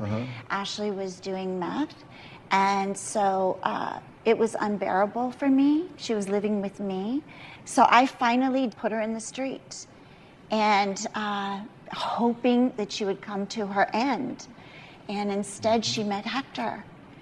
Now, this child that she has now is how old? 3? She's 3. She's 3. Okay. And this is not her first child. No, it's not. She has 4 others. 4 others. Yes. But now you have this granddaughter that she's had with Hector, and she's pregnant again, 8 weeks. Yes. You say you know that Hector is abusive. I know for a fact because Hector admitted it to me. She is denying this 100%. That's what she does. I confronted Hector, and he has admitted it to me. I've gone to the police station 3 times myself to make a report, but they don't let me. She has to do it. And but then what happens when I go to confront Hector, then she turns on me like a bull, like to attack me. She sent you these bruised photos. And what's the story behind these bruised photos? Well, that was the first time that she showed me that Hector was abusing her. Let's take a look at this video where she's talking about being abused by Hector. I get drunk and I get sloppy and I sometimes hit him, but he hits me hard. He's hit me hard. He broke my jaw. How did he hit you? The palm. He told me he hit me 4 or 5 times in the face with the palm of his hand. And I was like, that's a bit excessive. And he was like, well, you were hitting me. But I've been hit a bunch of times. He told me, shut up, and took the phone. It was like, what? Smacked me in the side of the head with the phone. Shut up, like right in front of. And what did he do? Cried. She cried. She always cries. What happened to the time you told me? Remember, you told me we were in the hotel room, and I wanted to go outside because I didn't want to fight with him anymore. And he grabbed me by my hair and threw me on the floor, but she was in my arms, so she hit the dresser. Like when I fell, her head hit the dresser and fell down, and he hit me again. At that point, he actually hit me, fist hit me, and I went down. She was in my arms, and she fell again. And did she get hurt? Yeah. On her head? Yep. If I could have shown you my body literally like 6 weeks ago, you would have literally taken me to the ER. I was bruised from head to toe. Like, no joke. No joke. She's obviously not drunk or seriously under the influence. I'm not saying she's totally sober, I don't know, but she's certainly not in a severe altered state of consciousness there. No. And at this point, who has custody of this child? Right now, I have her. I don't have legal custody. I have a court date to get legal. What about the guardianship action on 10/2017? Yes, Ashley signed over guardianship. Well, I said, as a matter of fact, I have the legal document of guardianship right here. So I went looking for it. She signed it, got it notarized, and then we sat in the car, and I took the film, and I said, I need you to tell me everything from the beginning. Is that when you took that video? Yes, and Okay. when after the video, I said, okay, and then I broke down and cried because I did not expect to hear what I heard. So the video that we saw was taken when you were getting the document notarized. Yes. That's important. Okay, next, Ashley says Hector is loyal, sweet, kind, patient, and a great dad who has never laid a finger on her. Now, Hector's not listening to this. Ashley hasn't been listening to this so far. You have to understand, I'm a mandated reporter. I cannot allow this child to leave here today without knowing that it is safe and protected. So something's going to happen today. This is going to change. Thank God. So we're at the precipice of change here. We're going to meet Ashley after the break.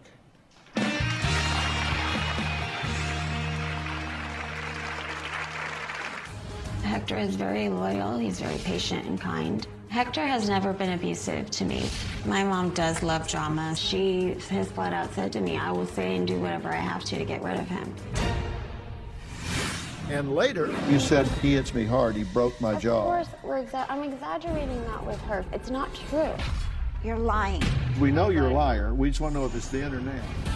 The first time I found out that Hector was abusing Ashley was when she sent me pictures of the bruises. One time she called me, she said, Mom, you need to come and get me, you need to rescue me. I hear Hector in the background say, who you're talking to. Then she said, you hit me way too much, Hector, you hit me way too much. Click, she's gone. I told Ashley, you need to leave Hector. And she said, I can't. It's what abused women do, they stay with their abusers. Which I don't understand. Well, Terry claims Ashley refuses to leave her boyfriend Hector, despite being hit by him and hit by him in front of their daughter. In fact, the daughter reportedly has been involved in these physical altercations and has been injured herself. Ashley says Hector has never touched her, is her best friend, and they plan on getting married as soon as their lives are back on track. I don't know why my mom is spreading lies. Hector has never been abusive to me. We argue from time to time like couples do, but he has never gotten physical. My mom will take everything to the next level because all she wants is my daughter. My mom's gone to the courts and made up lies to try to get custody of her. She's a Hollywood actress. My mom does love drama, so I'm sure she had a lot of fun going to the courtroom and playing that role and making all that stuff up. I think she has fun doing it. She wants to break us up. She has flat out said to me, I will say and do whatever I have to get rid of him. My mom accuses me of being a drug addict and an alcoholic, but that's insane and very untrue. I'm 100% sober. I'm 7 weeks pregnant, and I'm trying to live a normal and good life. It's just difficult with her. My mom doesn't treat me like a daughter. She treats me like a redheaded stepchild. 4 years ago, I was raped and beaten pretty severely, and he ended up breaking my jaw and knocking out my teeth. I called my mom. I told her that I had gotten raped, and she said, I'm sorry, honey. And then I asked her to come to the hospital. She never showed up. I was having a really hard time, and I couldn't do anything, and I felt really alone. Then I met Hector, and he's protected me and has been there for me ever since. Hector is very loyal, he's very patient and kind, and he's a great dad. Hector is my best friend, and he's family before anyone else. Hector loves me more than my mom does. I will do anything I have to do to keep my daughter and my family together. I don't want my mom breaking us apart or taking my daughter from me. Okay, Ashley, it's good to meet you. Good to meet you too. You say that your mom is trying to split you guys up. Your mom says no. She's trying to protect you and your child. Are you being abused by this man? Then why are you sending your mother pictures of bruises? Why are you telling your mother that you're being beat by this man? Well, I didn't really tell her that, but as you know, I was drinking before, and when I was drinking, I would get very out of control. I've fallen and I've done things. I believe you are lying to me. I'm telling you straight up, and I'm going to play a piece of tape for you. I'm not going to admit to something that's not Take a true. look at this video. I get drunk and I get sloppy, and I sometimes hit him, but he hits me hard. He's hit me hard. He broke my jaw. How did he hit you? A palm. He told me he hit me 4 or 5 times in the face with the palm of his hand. And I was like, that's a bit excessive. And he was like, well, you were hitting me. But I've been hit a bunch of times. He told me, shut up, and took the phone. It was like, smacked me in the side of the head with the phone. Shut up, like right in front of. And what did he do? Cried. She cried. She always cries. What happened to the time you told me? Remember, you told me. We were in the hotel room, and I wanted to go outside because I didn't want to fight with him anymore. And he grabbed me by my hair and threw me on the floor, but she was in my arms, so she hit the dresser. Mm-hmm. Like when I fell, her head hit the dresser and fell down, and he hit me again. At that point, he actually hit me, fist hit me. And I went down. She was in my arms, and she fell again. And did she get hurt? That wasn't about Hector, Mom. That's a On her lie. head. Yep. If I could have shown you my body literally like 6 weeks ago, you would have literally taken me to the ER. I was bruised from head to toe. Like, no joke. No joke. You totally edited that. No, I'm sorry. That's edited. That's not true. Can you tell me what's edited? I was talking about my ex. It is Ashley, seriously. No, you're lying. That's why you don't even have the name on there. And the bruise was from me falling. I told you because I was drunk. And I'm drunk in that video because you went and got me beers and had me drinking. Ashley. And had me sign over guardianship. You're lying. No, you're lying. You have to stop. Because that's not true. That's edited. It is not edited. And clearly I'm drunk in the video, so. Are you telling me that in that video, you don't know what you're saying or what you're doing? Are you in an altered state of consciousness there where you don't know what you're doing? I'm in an altered state of consciousness, definitely. But I mean, I'm saying stuff on a video, but it's not how she's saying it. I was talking about my whole life. The video was long. I mean, it was different than that. Well, I have the entire transcript here. And you say, panorama, you got us there, you got us in there. Yeah, this is not. It was so cute. I lost the baby, and straight from the hospital, I went down to Anaheim and started smoking meth. For a while, I smoked meth for like 6 months in the house. Is probably why I lost the place. I didn't pay the rent. That's why they wanted to call CPE? Probably. I mean, I don't know that for sure because I'm pretty sure you can't smell meth from the other room, but you can smell a lot of pot. Well, they probably saw your behavior. Yeah, it was bad. And at that point, we left because I was scared. I didn't want to lose the baby. I won't say the name, ever. Now, tell me about when Hector hit you, Ashley. What happened? I got drunk. I get sloppy. This is all scripted, too. My mom's an actress, and she wanted to make sure that we all got help. Nobody believes you. He hits me hard. He broke my jaw. Of course, I'm exaggerating that with her. I know exactly what we're doing here. This whole thing. It's not true. Well, you said it was edited, so now I have the entire transcript, so now you're saying it's not edited, it's exaggerated. It's edited and exaggerated. I know all the info. She tells me what I'm supposed to say, and we do it. Let me tell the two of you. If this is a collusion between the two of you, it's not a collusion. That's worse than if it's not, because I'm telling you, if you think I'm not going to protect this little girl, the two of you are whack.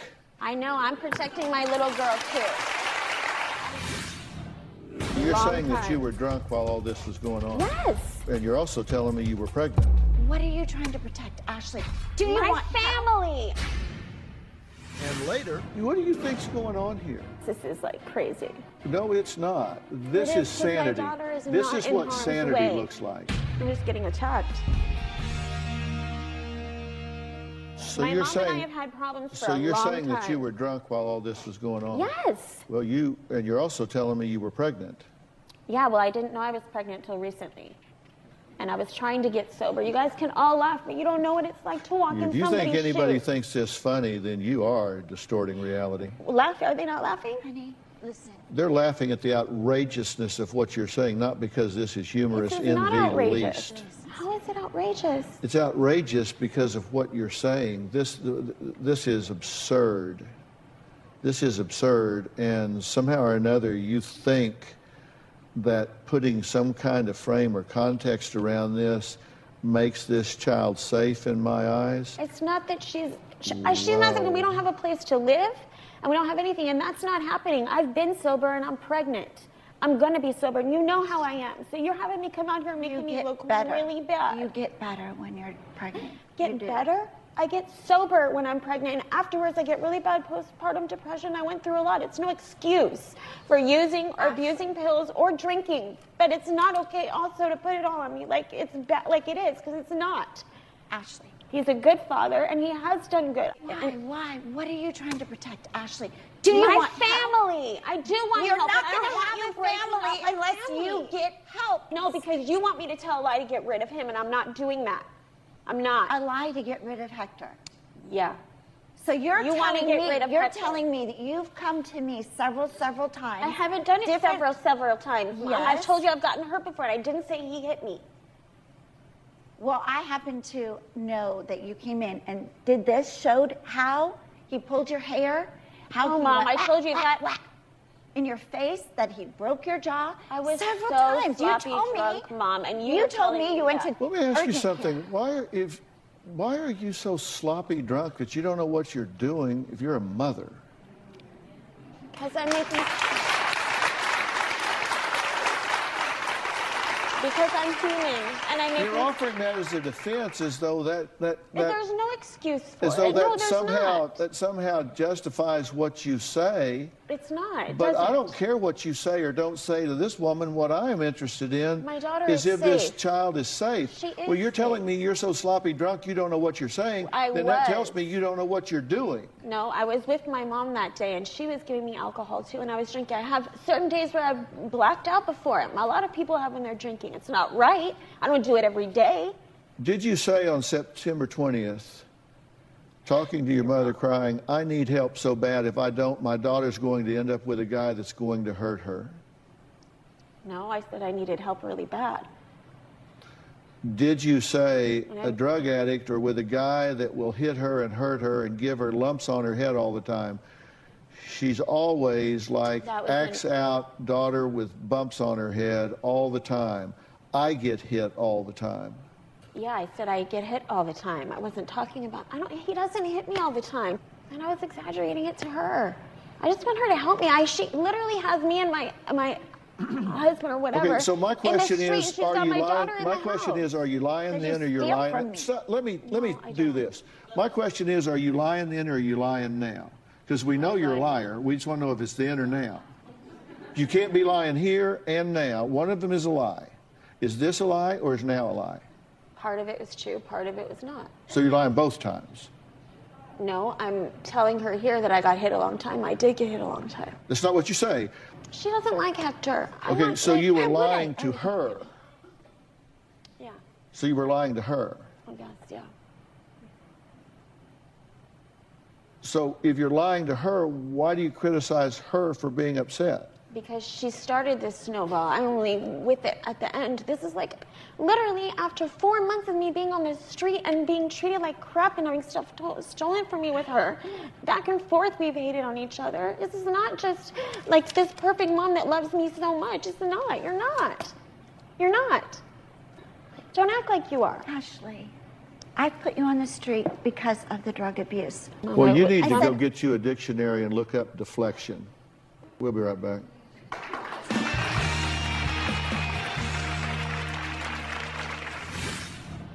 I was totally tricked coming out here. You want to talk about well, I'll tricking? fix that trick right now because you can leave right now. Oh, man. This is Oh, man, awful. what? This is very twisted. Because if you think you're doing me a favor by being out here, you got the wrong guy. And later, you two get into arguments and they get physical sometimes. Have you hit her before when you're drinking? I don't think my mom likes Hector because Hector does not live up to my mom's standards. He's not exactly as high on the food chain as she'd like. He doesn't have the job she wants him to have. He can't give us the rich lifestyle. If a man is not driving an electric car and has lots of money, and it's not worth her time. She wants me to marry a rich man so we can all get taken care of really well. Terry claims Ashley's boyfriend Hector is violent and physically abusive. Ashley is saying... You lied straight to my face. Excuse me? Oh, I'm talking to her. Go ahead. I'm sorry. Ashley is saying, I get sloppy drunk. I sometimes black out. He sometimes holds me down, but he doesn't hit me. I've told my mother that he does. I just exaggerate it to her. And she's alluded to the fact that the two of them have conspired to create some kind of script. Now, don't tell me what I heard. You can tell her what she heard, but you can't tell me what I heard because, lady, I got a camera and I got an audio track and I'll play it back for you. Exaggerated because I was drunk. You're not saying that. I was drunk that day. When you're drunk, are you totally held accountable for stuff you said? I was blacked out drunk. Oh, man. Oh, man, what? This is very twisted. No, it's twisted because you're being held accountable and you're not being able to deflect with me like you do with everybody It's not else. deflecting. I'm holding you accountable for what you say But you weren't- and what you do. But you don't know why, and you weren't there, and you don't know the ramifications of our relationship or anything. And I was totally tricked coming out here. Like, it's totally a lie. I was totally tricked coming out here. You want to talk about well, tricking? I'll fix that trick right now because you can leave right now if that's what you want to do. And I'll do what I got to do, and you do what you got to do. I don't want to leave. I want actual help. I don't want to be called a Then don't monster talk to when me I'm about not. being tricked, because if you think you're doing me a favor by being out here, you got the wrong guy. No, I'm not saying that either. Wow, this is too much. What do you think's going on here? I have no idea, to be very honest. This is like crazy. No, it's not. This It is is, 'cause my sanity. daughter is This not is in what harm's sanity way. looks like. I'm a monster. You're right. I'm horrible. You're not a monster. It's fine. You just It's need fine. help, Ashley. I'm here to You help. me. That's why you're here.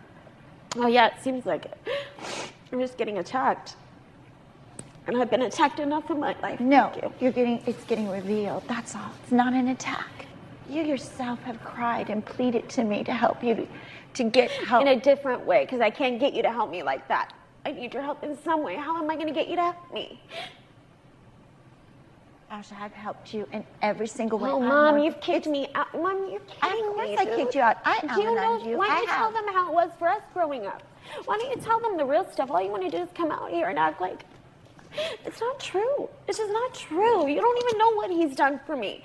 And the reason I'm sober right now is because he got me sober. He made me get sober. He does a lot of good stuff. He's a good father. You tell me that. And then you tell me that you're on the road with him and you're doing meth. With him I'm not and doing heroin meth. I'm not doing meth. I'm not doing meth or heroin. I was not on the road doing any meth and heroin. That's a lie. That's what you told me. I didn't tell you I was just on the road pregnant You doing meth told and me heroin. in No, I that did not. video. Before, after I lost the baby, I did for a minute. That's it. And it was bad, and it was a horrible thing to do, but I lost a baby at 5 months, and I'll hold his hand. Like, come on. You don't know what that's like.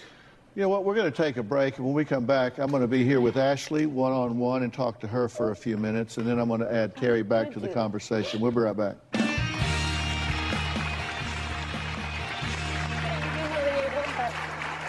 Well, I'm back with Ashley. I've just asked her mother to excuse us. So you seem to have this toxic dynamic going on with your mother here.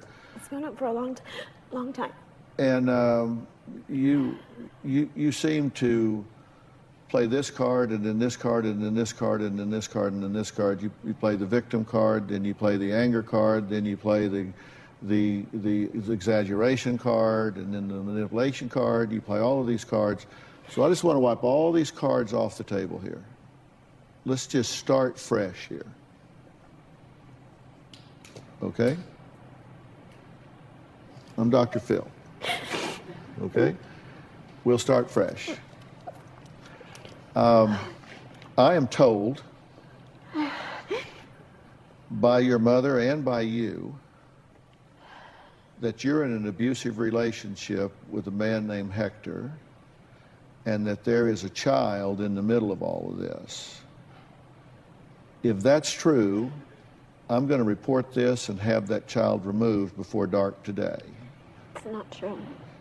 So I need you to give me some reason that I don't need to do that, because you've told me in your voice on a tape That's not true, though. that that's true. So you're either lying then or you're lying now, and I need to decide which of those. I lied then. I want to have a relationship with my mom. And the first time that I went through that abuse, my mom was not there. And she hasn't been there for a long time, and I want a relationship with my mom. And she doesn't like Hector, and it's hard because it's like another thing now I have that she doesn't want in her life. And it's hard for me.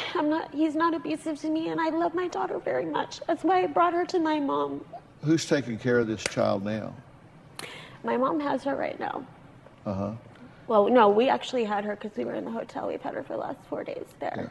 Yeah. But I mean, over the last several weeks, who's taking care of this child? My mom's had her for like 3 weeks, but it's because Hector and I didn't have a place, and I do feel bad for my daughter, for that.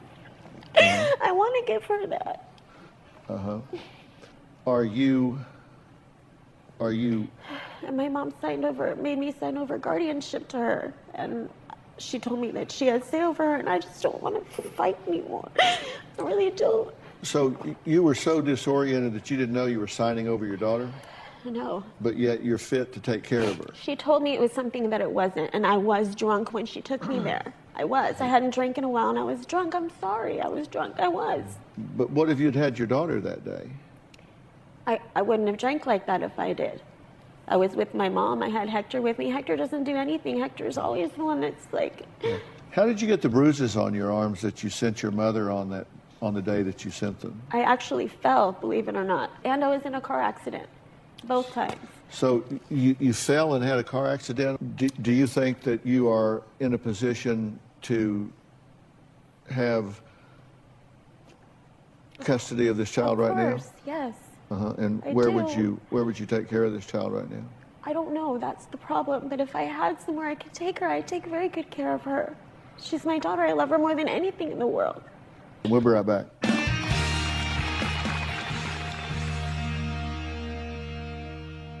There are basically 10 criteria that you have to meet to make a determination as to whether or not individuals are fit to be a parent. So, except for when number one is to provide a safe, stable, and secure environment. And so your answer to that right now would be no. Only because of the home It doesn't matter part. why. The answer is Okay. either yes or no. Okay. Then maintain a loving, stable, consistent, nurturing relationship. Okay? I can do that. But you But I can't do can do that if this, you yeah. intermittently are blackout drunk. Well, I'm not all the time. I don't drink now. Okay? No, that's a yes. I can provide that for her. Well, I'll decide. I'm the forensic psych. I'm just telling you my assessment. I'm just telling you my assessment. Okay? Attend to the daily needs of the child, feeding, clothing, and physical care. Yes, I can. But you can't do this if you don't have this. Provide for financial support of the child. Neither one of you can do that right now. Ability to identify and prioritize the child's needs ahead of your own. I can do that. I do know what her needs are. Ability to I agree with empathize that. with and meet the child's needs. The child needs to be with the mother and father. Right? Yes, she does. And you're not making that happen. Believe me, I've been trying. The ability to regulate impulses and emotions. Sober, yes. Assist the child in developing, maintaining appropriate relationships. You know, you're not with the child at this point, so I don't know about that. Exercise appropriate judgment regarding the child's welfare. And here's the thing. What that means is you don't subject the child to harm's way. And, you know, that ties right back up to providing a safe, stable, and secure environment. All of these things are tied together. You have 8 things to do and 2 don't knows. The only thing that I know for sure is I definitely believe that you love this child. Absolutely. I have no question about that. And that's the thing that gives me the greatest hope in this situation. Let me assume, for argument's sake, that you are telling me the truth. Man has never punched you, never hit you, never slapped you. Yeah. Just assume that's the truth. Okay? Your judgment stinks. Yeah, that's a problem. And so when I know that you are a drunk and I know that you have poor judgment, my confidence in your ability to choose a mate and to judge Hector as being an appropriate person to expose the daughter to. I don't have a lot of confidence in that. Hell, he may be better than you with the child. I don't know. I've never met the man. Never met the man, don't know him. But I know this. I've graded your paper just from what you've told me, and you have some work to do. I know, and I'm willing to do it. I am willing to get you some help that I think can and will turn your life around in a way you won't believe, where you can look your daughter in the eye and say, you come home to me where you belong. You deserve to be with me, and I deserve to be with you. And I'm going to tell you about that after the break. Back still with Ashley. I've asked Terry to come back and rejoin us. And I want to introduce you to some people. This is Deanna Jordan, Brooke McKenzie, and Nick Rakitis. They are representatives from New Method Wellness, and they work in such a personalized, they do not treat disease, they do not treat disorder, they do not treat addiction. They treat the entire person, circumstance, and situation in the most comprehensive way that you can possibly imagine. Deanna, can you help her? You know, Ashley, you don't have to have all the answers. You just have to let us help you. Yeah, Ashley, I mean, one of the things that we're going to offer at New Method Wellness is it's going to be more than an addiction treatment. We're a dual diagnosis treatment facility, and we're equipped to treat your trauma. I told Dr. Phil that you had some big problems that you needed help getting them fixed. That's exactly what we do. We fix big problems for good people just like yourself. That's what I recommend that you do. That's why I invited them here today. And I'm offering this to you to get your ducks in a row. You willing to do this for yourself and for your daughter? I'm willing to do whatever I have to do for my daughter.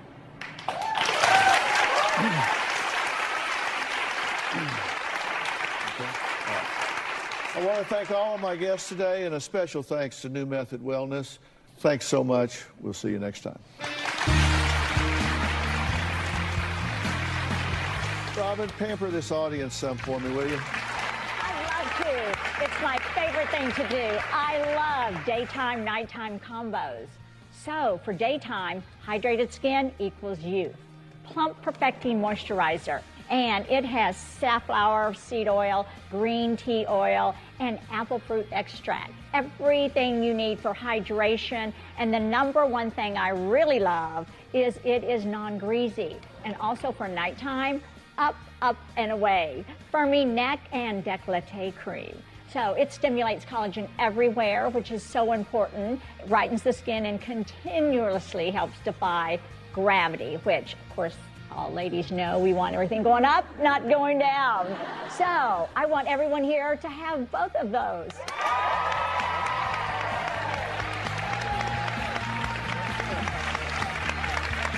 Enjoy. Consider yourself pampered, and if you at home want to get these two great products, go to RobinMcGrawRevelation.com. We'll see you next time.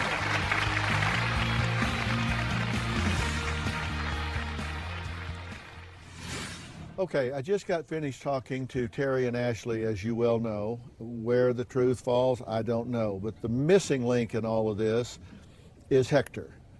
Terry is not a fan of yours. She is of the strong belief that you are abusive with Ashley. Ashley says that you guys argue, and she had recorded something with her mother where she said, you two get into arguments and they get physical sometimes. Has she flat out attacked you before?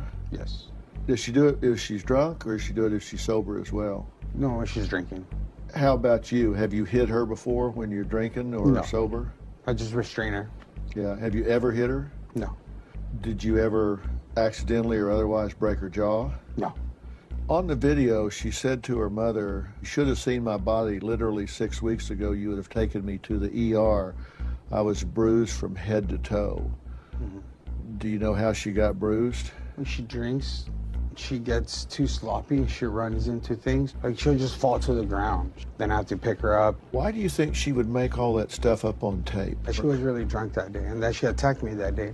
You didn't knock her down with a baby in her arms? Not knocked her down, but she's trying to leave, and at the same time, our child's in the middle. So we all fell at the same time. Well, this is why I'm saying I need you to really support her going into treatment Yes. here. You guys fall over like that, you could have hurt the baby or something. Yes. You fall and break that baby's arm or collarbone or something, you're in a world of hurt now. Yeah. Child Protective Service is going to come in and say, no, you've hurt this child and you're going to have hell getting it back. So the best thing to do is keep her sober, keep yourself sober, and then learn how to solve your problems without getting volatile like that. Hector, thank you so much. We'll stay in touch while she's in treatment, okay? Yeah. Thank you. I don't want to break his family up. I want to keep it together. Today on an all-new Dr. Phil, her mom says she's spoiled. She gets money from me, from her boyfriend. I go to sleep and you go in my wallet. Y'all need to stop playing the victim. Bratty. What makes you think you're entitled to somebody else's money? Why not? Selfish. You pawned your mother's heirloom jewelry. They were sentimental. They were ugly. And uncaring. You shove a fish sandwich in your mother's mouth? I threw a pizza at her, too. She says mom's to blame. What do you think about your behavior? She had sex. She had a kid. She grew me up, didn't she? Then it's her fault. But she's the one who's blown 130 grand. If I give you this check, hit the reset button and start over, that would get you out of debt. Yeah. Well, that ain't happening. Okay.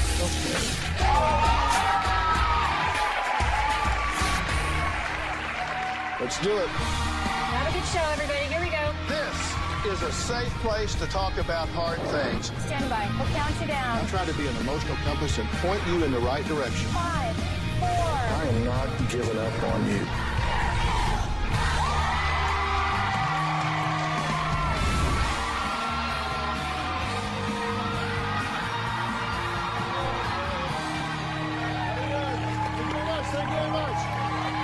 Well.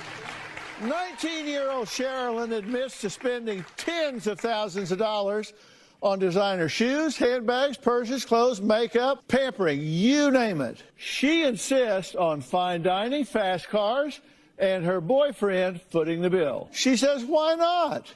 It's what I'm accustomed to. So what's the problem? Well, her mom, Joey, says that Sherilyn is spoiled, selfish, entitled, and unemployed. Joey claims her daughter has blown over $130,000 in 4 years, and her spending has left a trail of devastation.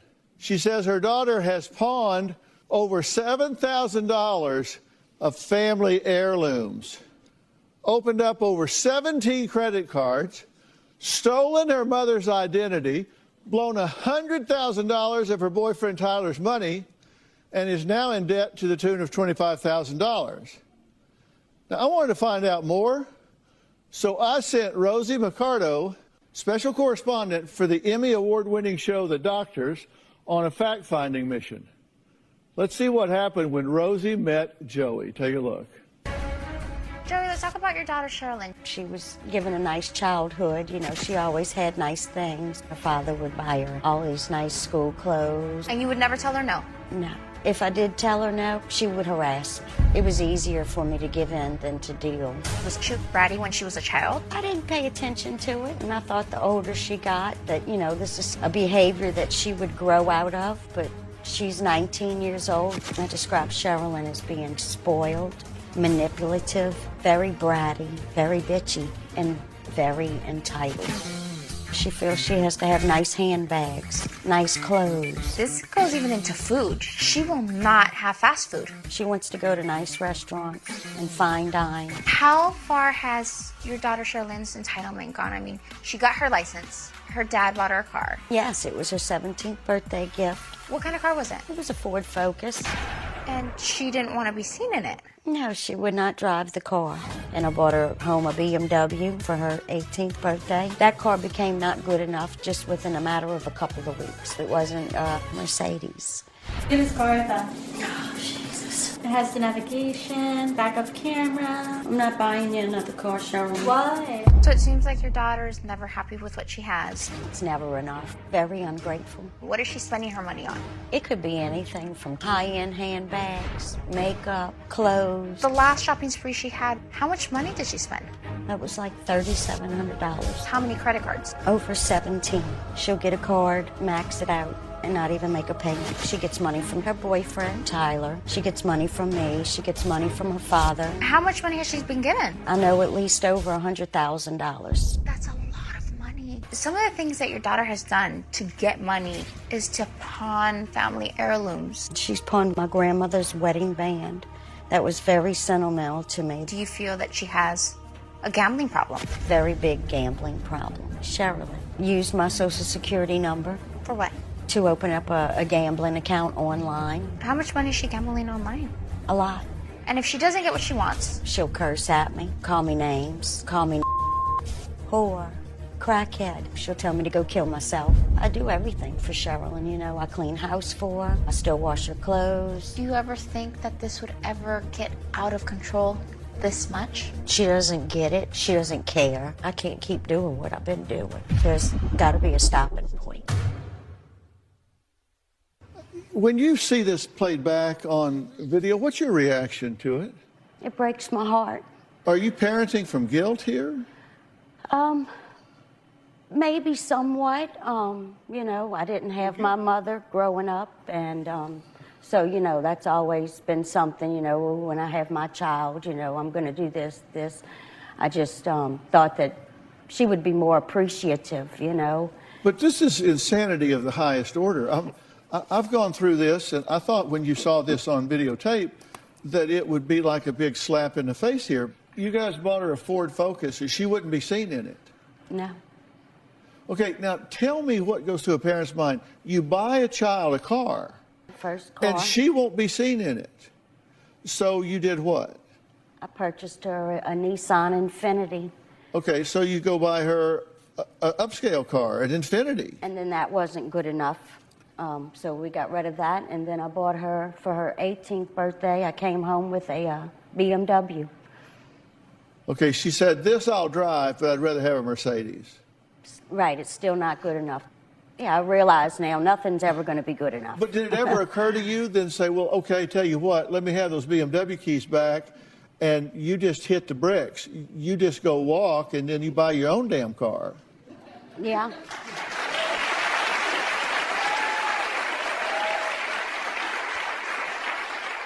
That's crossed my mind, but, you know, then there I'd be left fighting with her and oh, well, let's not arguing. upset her. And I know. Let's not upset her, right? I know. It's been crazy. I know. Now, she stole your Social Security number. Yes. Stole your identity. Yes. And opened up a bunch of accounts and that sort of thing. I wrote down in my book the paragraph about that. What did I write down? Crime. That's a crime. What happened at McDonald's? She shoved a fish sandwich in my face. She said, are you finished eating? And pushed the sandwich in my face. She threw a pizza box at your head. Oh, yeah. She threatened to kill you. Yeah. Because you don't give her enough. Right, or tells me to go kill myself. Okay, great. Now, she has accumulated quite a lot of stuff, right? Yes. I made a list. 189 lipsticks, 110 brushes, 56 bronzers, 54 nail polishes, 52 eyeshadow palettes, 31 eyeliners and mascaras, 26 foundations, 26 pairs of shoes, including designer shoes, 13 perfumes, 10 designer handbags, all of which she earned how much money to buy? She gets money from me, from her father, from Tyler. Are you not just outraged over this? Oh, yeah. Yeah, I am. Would you yell fire if you were on fire? Yeah. I think so. Yeah. Because I asked you, are you outraged about this? Oh, yeah. Yeah, sure. Well, yeah. I've got a lot of different feelings on it, you know. It's hurtful. It's devastating. I'm angry, yeah. You know, that my child behaves. It's embarrassing. Well, Sherilyn says that there's only one person to blame for her spoiled, entitled behavior. She says that's her mother, Joey. Well, I want to talk to Sherilyn. We'll talk to her after the break. I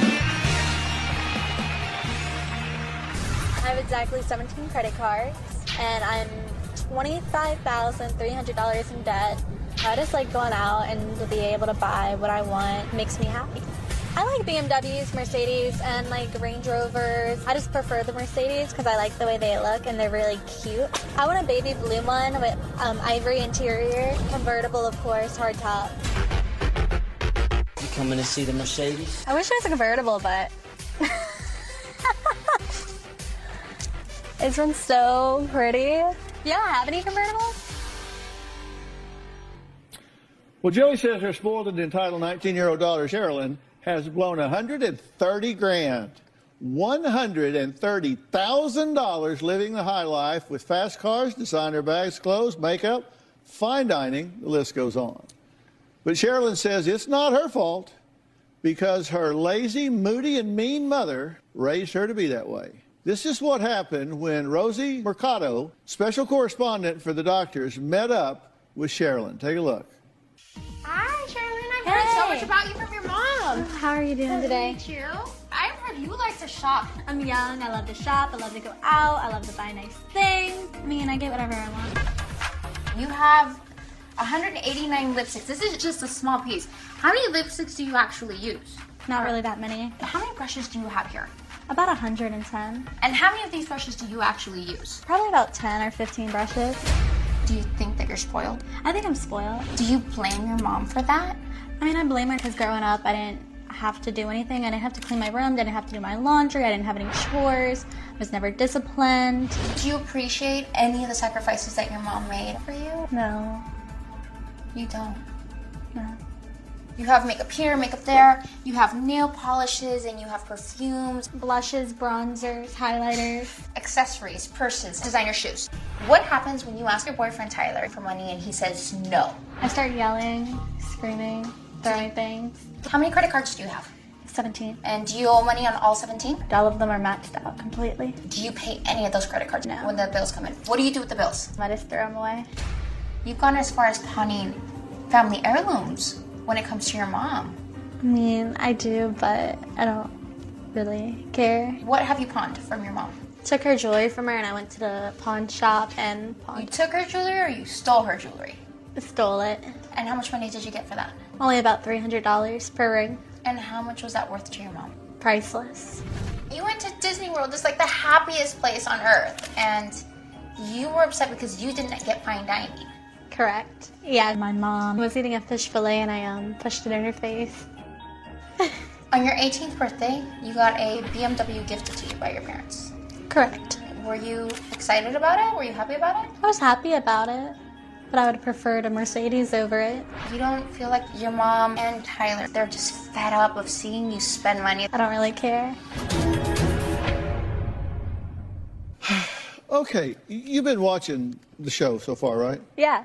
What do you think about your behavior as it's played back to you? I don't know. She needs to stop playing the victim. Why are you crying right now? I'm not crying. She had sex. She had a kid. She grew me up, didn't she? Yeah.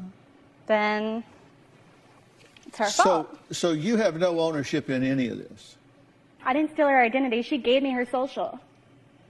Do you have 17 credit cards and you said you just throw the bills away when they come in? Yeah. That's theft. Oh, okay. What makes you think you're entitled to use somebody else's money? Why not? So you're just a criminal they haven't caught yet? I guess. Okay, well, that's nice because you're on national television right now and you're confessing to these crimes.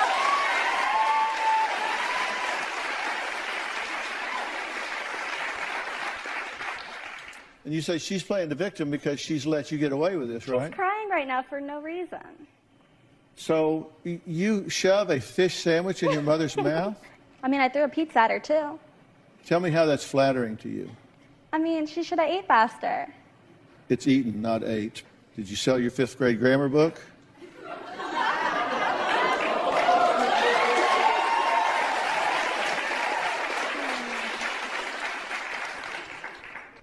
Well, so right now, your current debt, you have $20,493 in outstanding on closed credit cards, $3,139 outstanding on open credit cards, $1,347 overdrawn at the bank. Oh, y'all researched me. That's cute. That's a total of $24,979.22.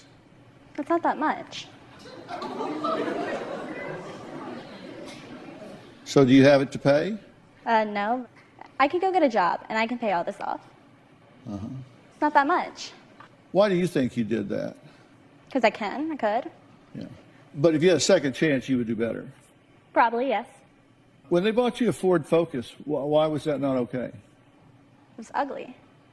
It was a gift. It's an ugly gift. So they replaced it with an Infiniti. Yes. That wasn't okay either. It was old. And you pawned your mother's heirloom jewelry. Correct. They were ugly. They weren't very yours. Sentimental. What? They were very Stop mumbling. sentimental.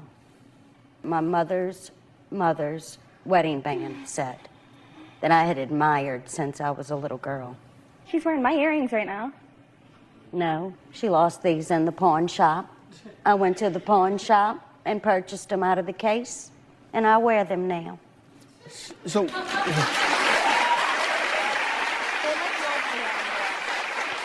cute.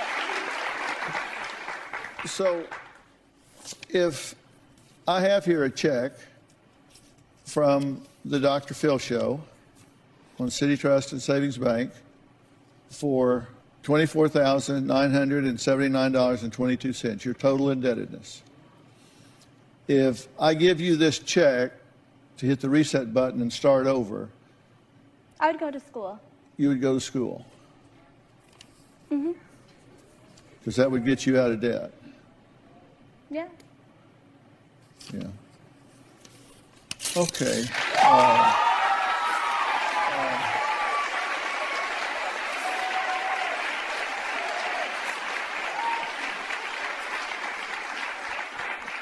Well, that ain't happening. Sherilyn says she'd rather live off her boyfriend Tyler than work. Maybe he'll give her this check. He has given her over $100,000 and says he's now ready to freeze the funds and the relationship. We'll meet him next.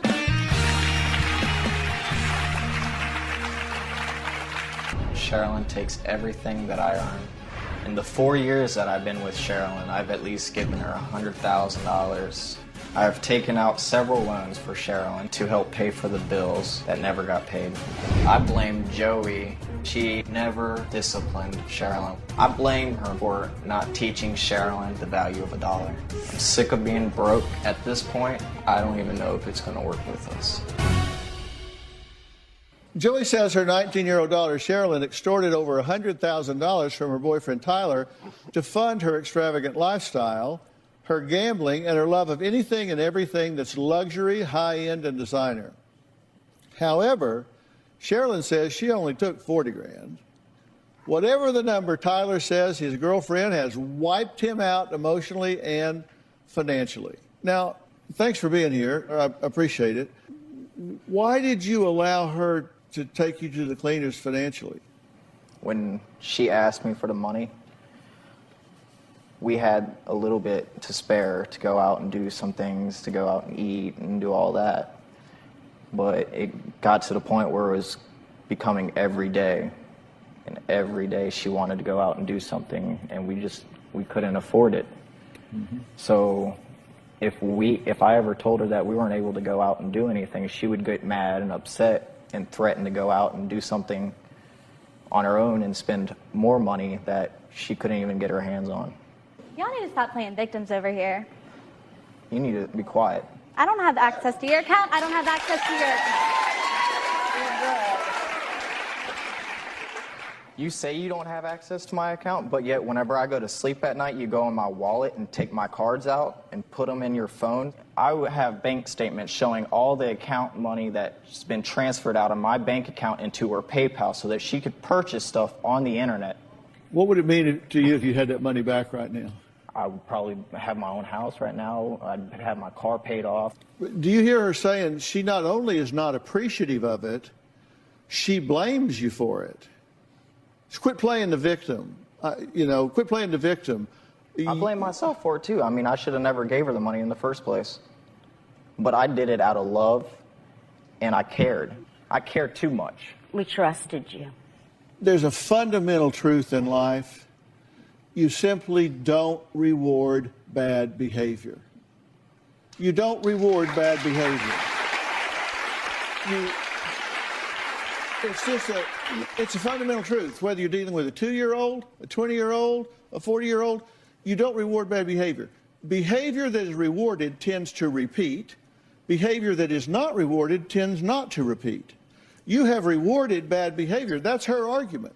Her argument is saying, hey, it's not me. They've shaped me into being a lying, exploitive criminal. Because people do what works. They do what works. 2 nights ago, Sherilyn traveled to the gambling mecca of the world, Las Vegas. Now, Sherilyn was expecting glitz and glam, but things didn't go quite as planned. More will be revealed about that night when we finally meet Rosie. Next. We're going to do a little bit of math right now. Just in brushes, designer palettes, and lipsticks, you have $11,000 just in cosmetics sitting there. How many designer brushes do you have? About 12. And then what about designer shoes? About 20 pairs. Just in designer shoes, accessories, purses, and cosmetics total, you have over $44,000 sitting in your room. What if today Tyler stops giving you money, your mom stops giving you money? What would you do? Probably be very depressed. And I think I'd end up homeless at the end. Let me formally introduce you to the popular social media personality, model and mother, Rosie Mercado. I'm raw, real, and relatable. Right here we have boiled nopales. Growing up in a Latino household, Spanish was my first language. A lot of the kids would make fun of me because I didn't pronounce certain words in English properly. My weight has always been a struggle. I was a size 14, 16 in high school. As a young girl, I was not only bullied for being Latina, I was bullied for being overweight. I felt like I was out of place. I took my emotions out on food. I always had dreams of being a model. I actually got my start behind the camera as a makeup artist. One day, the photographer looks at me, you do have a great face. What we're going to do is we're going to take pictures of your face only because you're way too big. You're 420 pounds. The pictures went viral. I had huge agencies contact me. They thought it was a fat body photoshopped into a thin face. Becoming a plus-size model was amazing. I've been in London, in Paris, in Germany, in the US, walking runways. I got to a point where I was way too plus size. I was 420 pounds, and my hips were like over 80 inches. Being that heavy, I felt numb. A few years ago, I was taking a flight to New York. This guy runs up to me and says, you can't get on the plane. You want to get on, you need to buy a second seat. And I remember hearing like, and other people laughing and just staring at me. I just started crying. That changed my life forever. In 2 years, I lost 240 pounds. I felt better than I ever did. The plus size community shamed me. I'm a sellout because I lost all that weight. I could go jump a bridge and kill myself. I got big hips, I'm curvy, I'm a size 14, and I'm living life and I'm doing everything that I never could, so I embrace it. At the moment, I'm 180 pounds. I love the woman that I have become. I'm so lucky that I get to connect with so many people on different levels. I appear regularly on The Doctors where I have the opportunity to inspire others. I love to see breakthroughs. She did the work, and the results are there. I live for those moments of transformation. I cannot believe I'm sitting here. I'm so honored and excited to have this opportunity to be able to work with Dr. Phil and his show. People have told me that I've broken lots of barriers. My response is, cuidado. Watch out, because I'm just getting started. Part of Rosie's special assignment was to join Sherilyn for a girls' night out in Las Vegas. But everything is not always what it appears. Hey, I have a surprise for you. What? I'm gonna take you to Las Vegas for a Vegas girls' night out. Pack your bags. This is gonna be an adventure you're never gonna forget. Okay, bye. Bye.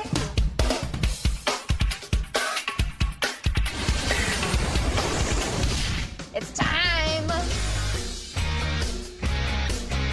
It's all glittery and lit up. There's a beautiful Louis Vuitton store right there. Oh my gosh, it's so gorgeous. What do you think of Vegas so far? I like it a lot. Ready? Follow me. You said that one of your biggest fears was what would happen if you ended up on the streets. And tonight, I just bring you out to the streets so you can see the reality of what happens out here. We're gonna thank the limo driver and then he's gonna go out. We'll stay here. Wait, what? Hi, how are you? All right, and yourself? Pretty good. Yeah, I'm scared. I don't know what that is in that cup. I don't want to know. What's in the cups? That was chili. That was chili? You were grossed out and you're like, what is that? That's someone's meal. That could be the only meal that they have for the day. You gotta tell me what you're thinking. I want to go home. I miss my mom. People built tents of whatever they can get. There's someone in there. What does it smell like? Poverty. Can I have a seat? No. Why won't you have a seat? People might have urinated on that. I hate it here. It disgusts me. There's like trash everywhere. It's dirty. I don't like it. It scares me. You said you were up for this adventure, so let's go. We're gonna walk that direction. I don't want to walk that way. It's not safe. Well, if that was Sherilyn's attitude at the beginning of the night, let's see what happened when she saw where she would be spending the night. Trust me, it was not 5-star. All right.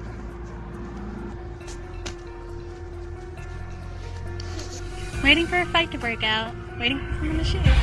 Hello. Hi. What are you doing? I don't know, being homeless. Send me card information. Why? Where I could go get somewhere to stay. I'm not giving you my card information. Just sit in a spot and just stay there.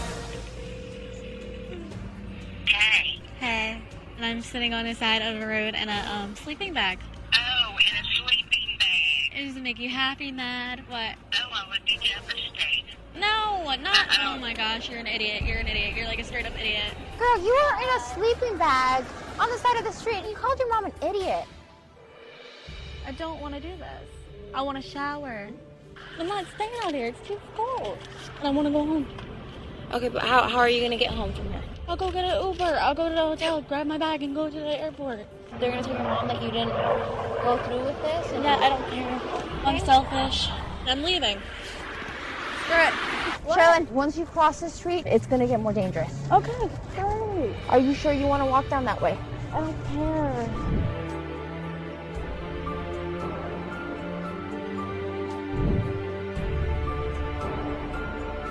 Go ahead. That good? Yeah. All right.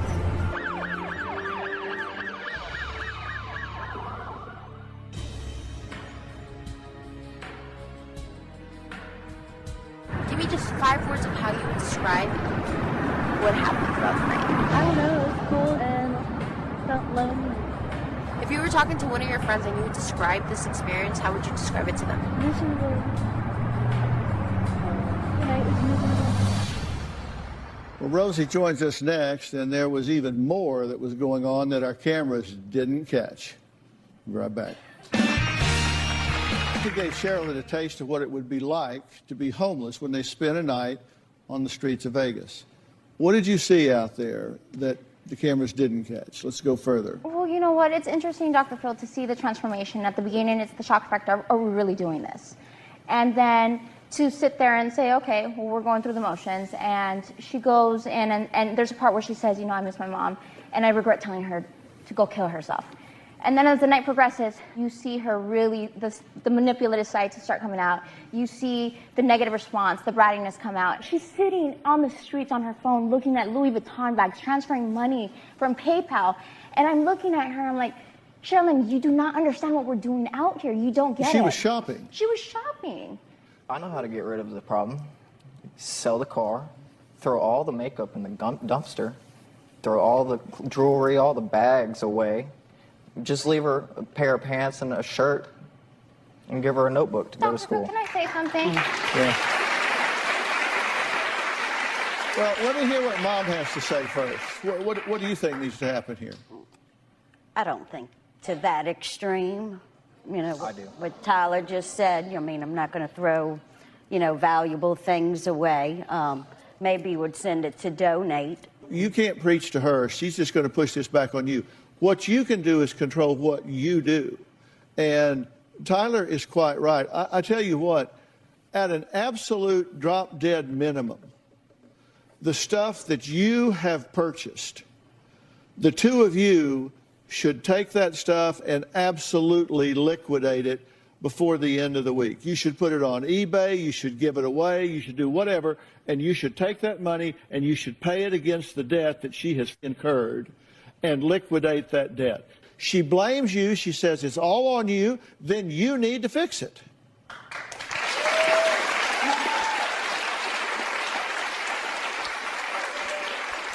And this is commando parenting. And if she steals from you, you need to call the police and let her spend some time in jail. You have to be willing to do commando parenting here.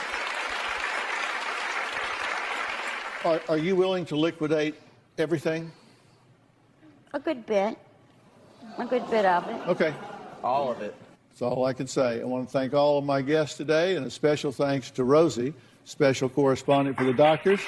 Speaking of the doctors, Travis is here too. We're going to team up to help one woman who says, as hard as she tries to get bikini beach ready, there is one person standing in her way, her grandmother. Next. Well, now that summer is just a few months away, it's time to try and hit the beach in that bikini. Now, Ashley is a mother of two and lives at home with her husband and two small children, ages 5 and 1. But after her grandmother Ann, or Nana as she calls her, became sick, she decided to move her in with the whole family. The problem is, Ashley, who had lost 70 pounds, says she's now gaining weight back. And why? Well, she blames it on Nana, loving her with food, and really good food. Take a look. A couple months ago, my grandma Ann, aka Nana, moved in, and she's making me so fat with the food she's cooking. I have struggled so badly to lose weight since my first child 6 years ago. At one point, I got up to 240 pounds. By 2015, I lost a bunch of weight, and I got down to 169 pounds. And I now weigh 177 pounds. I blame my Nana for why I gained weight this time around. I'm about to kick her out. My granddaughter Ashley's blaming me for making her fat. I'm not the one making her eat. I make delicious Southern comfort foods. You're making a blueberry cobbler right now. This is the batter. For breakfast, she'll make biscuits and gravy, liver mush, eggs and cheese, and some grits. I usually make fried chicken, ham, biscuits, and my famous tater salad. She makes her tater salad with a whole jar of mayonnaise in it. She swears up and down that she does it, but don't you let her tell you otherwise. Ashley loves what I cook, and she eats it. I'm not making her fat. She is. Okay. I feel at home right away because you're the first person I've encountered this season that says grits with 2 syllables. Yes. So you're from the South, no doubt. Yeah, honey, we're from the deep South. Hell yes. Well, I know somebody who I think might be able to point Ashley and Ann in a healthier direction. And that is my good friend, Travis Stork. He is the host of the Emmy Award-winning show, The Doctors.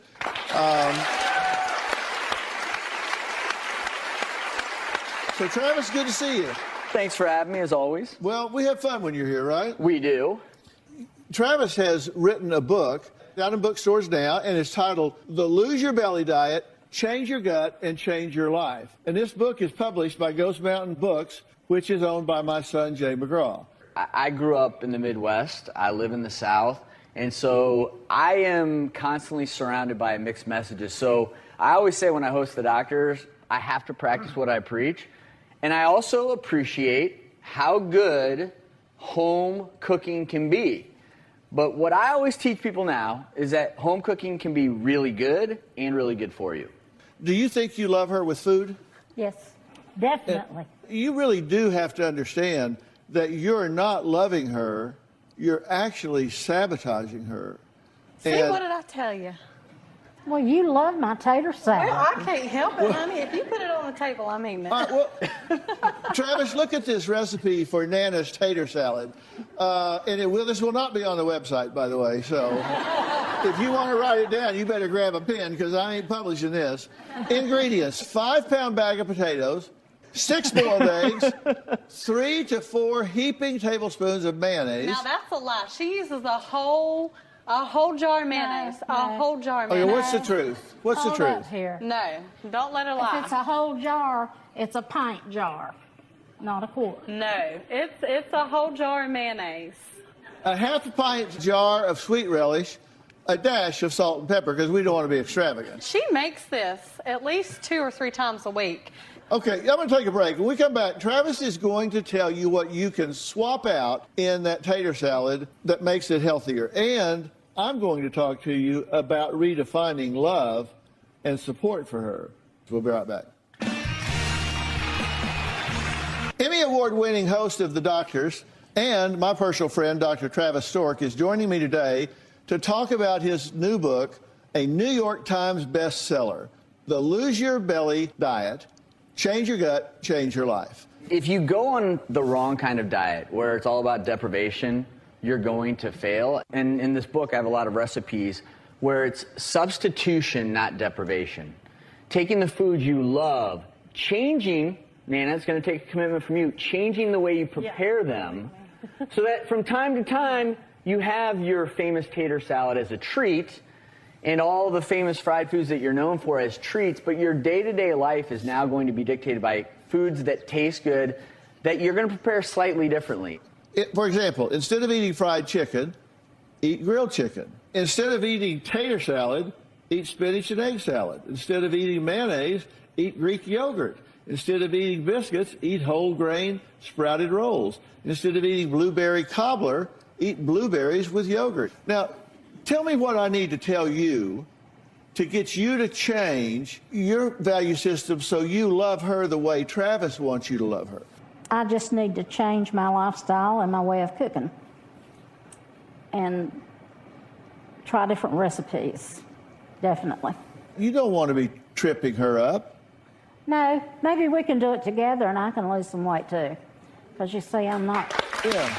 I love that. It's a new way of eating, but when you eat for yourself, you're not just eating for your own nourishment. Now we know you're also eating for the nourishment of these 100 trillion gut bacteria that help you lose weight. I drew this while I was writing the book. The guy on the left, that's a happy little buddy. He's going to help you lose weight, feel better. The guy on the right, he's an evil guy. Too many of us have the evil guy bacteria hanging out in our guts, but if you start changing your diet within 2 to 3 days, you can start to build up the good little buddies. And I'm telling you. Yeah. What's that? Yeah, I want the happy buddy. You do, and what's crazy is once you do that, you feel better, you lose weight, but also what's amazing is in terms of longevity, you're potentially going to prolong your life as well. We're out of time. Look, I would like to thank all of my guests, and a special thanks to the host of The Doctors, Dr. Travis Stork. He is author of The Lose Your Belly Diet, Change Your Gut, Change Your Life. Please go and get your copy today at bookstores everywhere, or you may go to thebooknook.com. And I will give you a book, and I'll bet you Travis will sign it backstage. Happy to, of course. And that will get you off and running. And oh, by the way, everybody in the audience is going home with a copy. All right? We'll see you next time. Have fun.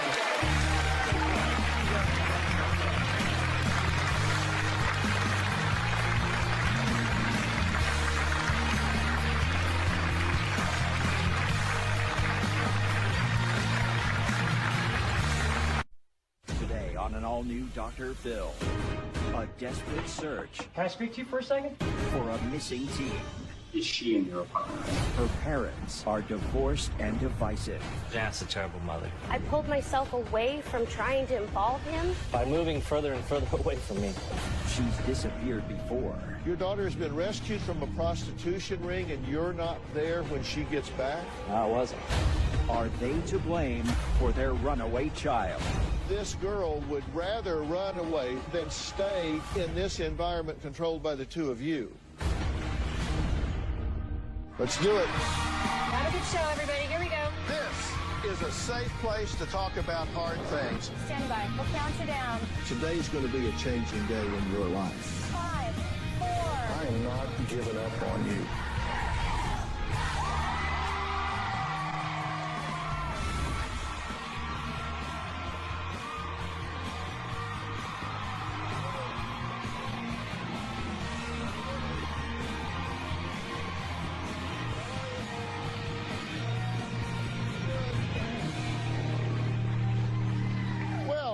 This is Darby, a bright, beautiful 16-year-old.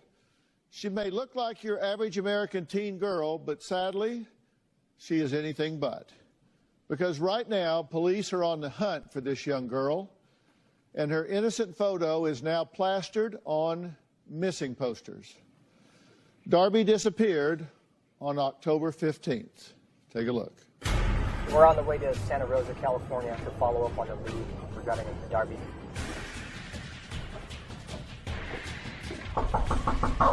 Hey, Mike, I'm along the fifth repeat. Can I speak to you for a second? We'll get to that later, but as you can see, no one is actually sure where Darby is, and everyone, including the police, are worried that she may be the victim of sex trafficking. Again. That's right, I said again. Shockingly, this isn't the first time Darby has disappeared. A year ago, the then 15-year-old ran away from home and was victimized. The man accused was arrested, and Darby was returned home safely. Now, you'd think that after that horrifying ordeal, Darby's parents, Janice and Wayne, would band together to make sure their little girl was safe. Well, Janice's sister, Camille, says those divorced parents are so busy feuding that they haven't even spoken since Darby's recent disappearance. I desperately need help to find my niece Darby. This is not the first time Darby has gone missing. In November of 2015, she was the victim of human sex trafficking. I really fear that she could be involved in sex trafficking. Again, I really hope that she's not. It's been nearly 3 weeks since Darby left home, but Janice and Wayne don't call each other. They barely update each other through text messages. It's frustrating and it's infuriating watching these two adults who can't put their differences aside to come together for their child. She's missing. Janice and Wayne should be calling the detectives every day so we can find Darby. I want to shake them and tell them, wake up, come together, let's find her. They need to grow up. They are so busy hating each other that they have completely lost focus. This is why Darby's missing. Janice and Wayne continue to place blame on each other for Darby's issues. Wayne thinks that Janice has put her career and her relationships before her children. I have seen texts where Wayne has using the B word, the D word, saying things about her being a lesbian. Janice complains that Wayne does not do anything. Wayne probably doesn't take much time to be in his kid's life. She's making it hard on him. I refuse to just sit around and wait for the police to do something. I contacted the Dr. Phil show so that we could get pressure on the police department to look for Darby. Darby, if you are watching this, please come home. We miss you so much. Well, Janice admits she didn't call Wayne. She didn't even call him when their daughter disappeared again because she says he is an absentee dad. And the last time Darby went missing and then was recovered, she says he didn't even bother to see her for 8 months after she had been rescued from being sexually trafficked. But Wayne says he should not have to find out from a group text and Facebook post that his own daughter had disappeared for a second time. When Darby went missing, I posted on Facebook seeing if anybody had any information. Wayne saw this post and contacted me to see what was going on. I didn't contact Wayne after Darby went missing because he hasn't been involved in parenting her. My ex-husband is a self-centered. I would have expected a phone call where we could talk about it, where we could see what we needed to do to help find her. It's scary not knowing where my daughter is. I'm angry with Janice. I don't think Darby had the proper supervision. This isn't the first time that Darby's gone missing. Last year, she was missing from her mother's house for a week, and she got involved in human sex trafficking, and now she's missing again. Since the sex trafficking incident, Darby has gone downhill, and I've seen her spiral out of control. A couple days after Darby went missing again, she deleted her accounts and everything went silent. My heart sank, and I felt like she could be dead or something could be worse. Beyond social media, I wouldn't know where else to look for Darby right now. I'm just waiting for news. I'm just waiting for somebody to find her. Being a parent is hard enough, let alone having to worry about your daughter running away.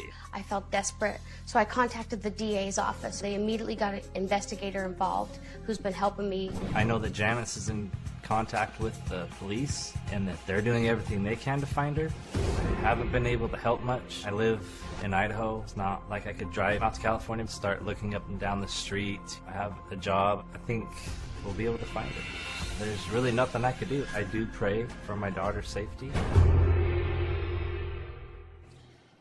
Okay, let me be real clear. I'm here for one reason, and that's to help find her. That's my primary reason for being here. My secondary reason for being here is to figure out a way to keep her safe and at home once we do find her. Are you concerned about her safety? I've been worried that I'll ever even see her again. Uh-huh. But you didn't write into the show, you wrote into the show. Correct. What prompted you, her aunt, to write into the show? I felt very desperate, and I watched the show a lot. I've seen your shows, and I knew that's the resources. We need somebody who has those resources to find her. Well, you were frustrated that they didn't seem to be doing much, and that they weren't even talking and coordinating their efforts. I do think that Wayne should have had a phone call when she went missing. And I do think they need to be on the phone talking every day. They can't argue at this point. They need to agree. This show is about tough love for you and you. It's time. You have to come together for your daughter. So a year ago, she ran, and she wound up with someone that put her into prostitution, correct? Yes. And so at the time she was 15, right? Yes. Do you know the details of that? The exact details I don't.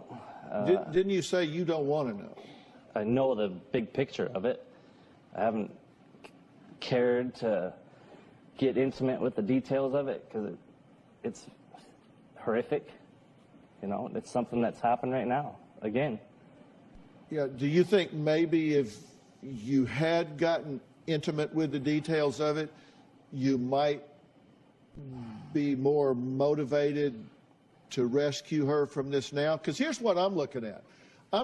You're telling me that you have a daughter, a minor, 16 years old, that has run away for reasons I don't yet understand. And we know that when she ran away before, she got forced into prostitution, and this was a very ugly and dangerous existence.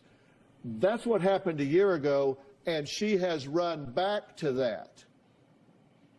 So something's going on here that this girl would rather run towards that than stay in this environment controlled by the two of you. So it's an environment that's... What is it? It's an environment that's entirely controlled by Janice. She was rescued from that situation before, and you didn't see her for 8 months after she got back? That's not true. I had them for Christmas that year. You know, they were at my house for 2 weeks. How long had she been back? Like a month. You know? Well, that's not what we were told. No, that's the truth. When she got back, you weren't standing there on the curb. No, I wasn't in California. Why? You know, I've let Janice. Your daughter has been rescued from a prostitution ring, and you're not there when she gets back? No, I wasn't. I'm not proud of that. He blames everything on me moving to California. If I wasn't in California, this wouldn't happen. If I wasn't in California, this wouldn't happen. If I wasn't in a lesbian relationship, Darby wouldn't be this way. Instead of taking accountability and assisting me, I just get resistance from him, which is why he says that I've done all the parenting. I pulled myself away from trying to involve him because I'm tired of the finger pointing. By moving further and further away from me. Every single time. You didn't even look for her the first 24 hours, right? You said, she does this all the time. She'll be back. I did look for her. I contacted her friend that day. I also contacted I sent out a group text to a bunch of her friends, but I didn't physically go and look for her until the next day. Or I didn't call the police until the next day. Did you say she does this all the time? She does. She'll be back? Yes, I did. Wayne says Janice is a terrible mother who can't control his daughter. He says it's Janice's fault that his daughter is out on the street. He says she's exposed her to sex, drugs, and has traumatized Darby with her lesbian relationship. When's the last time you talked to her? On Snapchat, she says she was just going off the grid completely.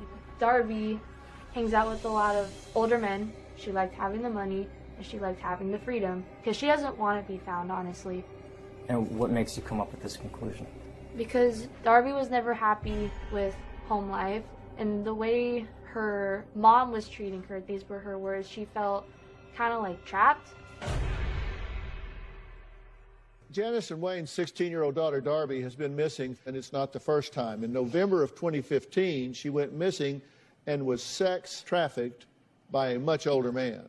But instead of coming together to find her this time, all these parents can do is point fingers and play the blame game. Take a look. I blame Darby's problems on Wayne. He's been completely MIA in our kids' lives. Janice keeps moving further and further away. Even when I lived in the same city as him, he didn't help me parent the kids. Darby's sexual behavior became so severe and so bizarre that Shannon and I wondered if something had happened between Darby and Wayne, and that was why she was searching out older men.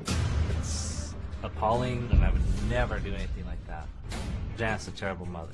She's directly exposed my children to drugs, sex, and porn. In a lesbian environment. Darby went to a psychiatric hospital 2 or 3 times now when it hasn't helped her. They kind of walk around like zombies. Wayne doesn't understand that Darby has mental illnesses and isn't even able to tell me one of her diagnoses. It's Wayne's lack of parenting that has forced me to make decisions that I normally wouldn't have made. Did you just say on the tape that you think that he has molested his daughter? I wondered because of her bizarre sexual behavior, and she's seeking out older men. On when I've talked with people, counselors, and her stuff, like when she's gone into the facilities, when I've talked with them, they've asked me, like, has she been molested? Why is she seeking out these older men?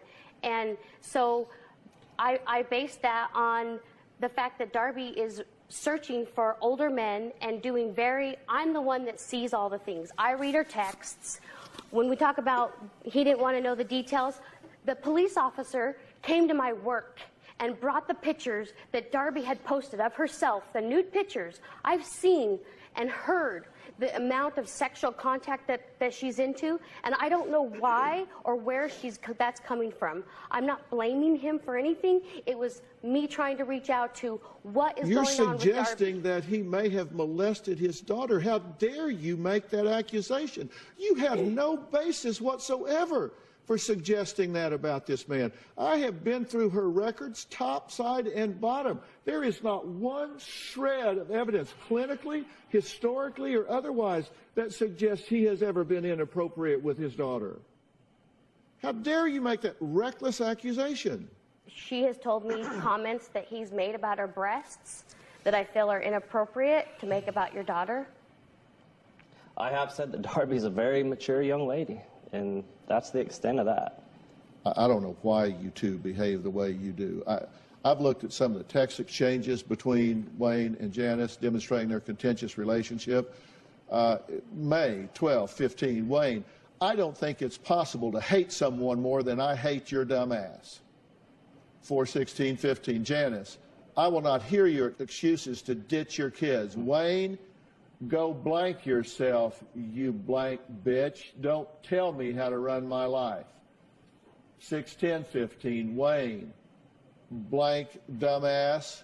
Wayne, just your gay lifestyle is enough to influence him.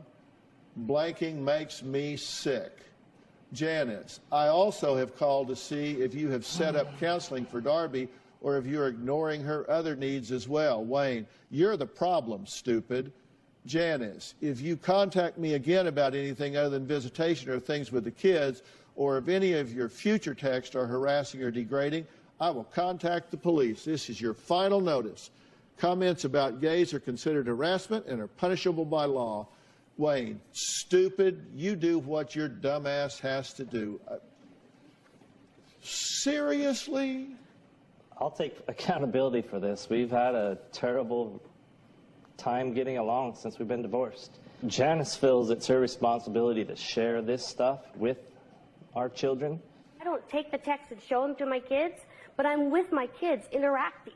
So when he sends those kind of things, it comes through on the screen. My son has looked over and read them. Next, we're going to meet Shannon, who Wayne blames for some of Darby's drug-related behaviors. We'll be right back. Wayne blames Janice's wife, Shannon, for Darby's disappearance, saying she exposed Darby to drugs, sex, and porn. But Shannon says Wayne should only blame himself for Darby going missing. Wayne is immature, self-centered, uneducated. He's a racist, he's prejudiced, and he's a homophobe. He goes out of his way to make Janice's life miserable and seems to use the kids to hurt her. Wayne could be molesting Darby. I asked her, does your dad say inappropriate things to you? And she goes, well, he makes comments about my boobs. And she says that as a result, she wears baggy shirts at home so he doesn't see, you know, her breasts. I've asked Darby flat out, has your dad molested you? And she tells me no. And I definitely think she'd protect Wayne if she had to. Right now, when I even talk about that guy, my heart starts racing. He makes me anxious. I don't think he's a nice guy. I honestly don't want Wayne in my house. I don't want him near my house. If I could have my way, I would have him pick the kids up down the street. Okay, Shannon, you two have been together how long? 3 years. 3 years. You said that you asked Darby if her father had molested her. Mm-hmm. Why would you ask her something like that? Multiple reasons. So, for one, the siblings say that Darby has a different relationship with her dad.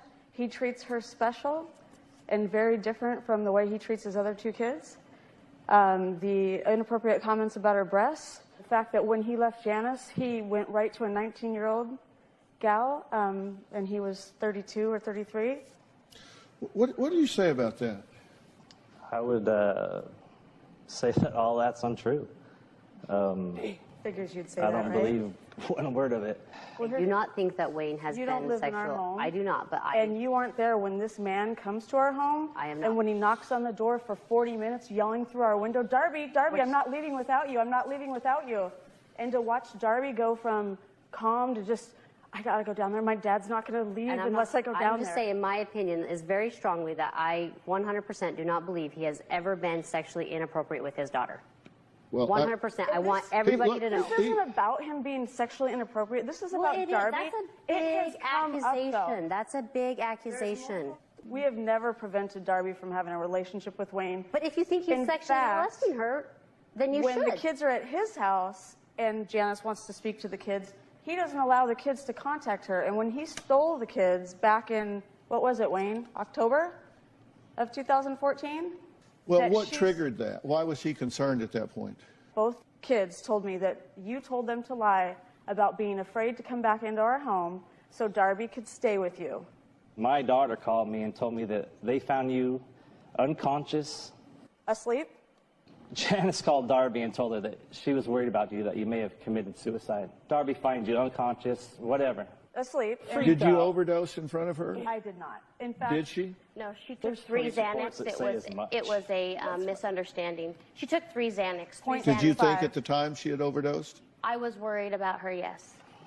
So I, as a caring father, go down there and take my kids out of this environment with the police backing me up, saying that it's an unsafe environment on multiple occasions. They never said it and was that's unsafe. what it is true. It's in the police report. We had say when they CPS came come over to our house They were there for after 10 you called minutes, them. and they said, thank you very much. You're right. The only This reason is that they over. would take kids away is if there was sexual or physical harm. Evidently, somebody doing drugs in front of them isn't enough. You They try to must have commit thought there suicide was with the something, kids. because they left the kids in the custody of Wayne, even though you had Twice. Because they said they were afraid to come into our home. But at the time, you believed that Shannon had overdosed. I questioned it. Then it seems to me that Dad stepping in and saying this is not where you need to be right now would seem to be a pretty rational response. If you had maybe talked and knew more about the situation, Wayne doesn't come in like, hey, I'm going to save or I'm going to help my kids out. He comes in to say, you're a bad mom. I'm going to point fingers at you. How did she do at your house? How did she do when you removed them from the problem? Great. They were doing fine until you came up and kidnapped them back. Because you... We kidnapped Darby when you dropped her You off dropped on the her front porch? off with her bag and said, she's your problem now. I never said that. Word for word. No, I didn't. She's your And problem the fact now. that the kids want to be with you, I can't control that. Why do they want And to be I'm with us if we're such horrible people? You're not horrible people. I Janice just is a listened to loving, what you caring said mom. about But me. the fact that they're exposed to all this crap at your house isn't Hey, good for them. first off, I've We don't never use drugs. I've never and we used don't drink. So what are you talking about? I've never used a drug in my life. I'm not the one that It's exposed in her a to police drugs. report. I'm RX. beginning to start asking myself not why she ran away, but why not. With this chaos inside the home, you seriously wonder if she's running not to something, but away from something. Darby has been missing since October 15th. A few days ago, she resurfaced on social media app, and her location was posted just 5 miles away from my studio.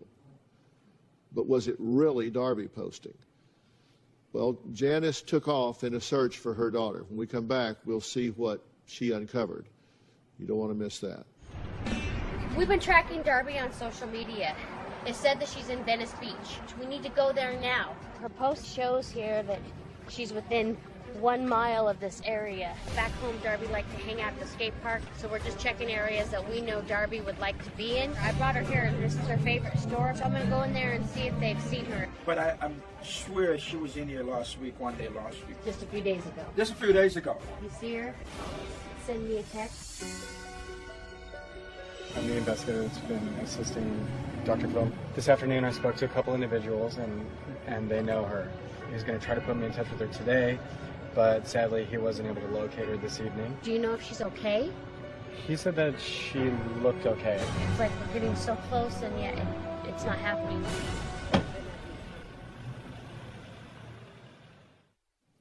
Well, Janice and Wayne's 16-year-old daughter, Darby, has been missing since October 15th, until a few days ago when Darby once again became active on her social media app, and it located her just 5 miles away from our studio.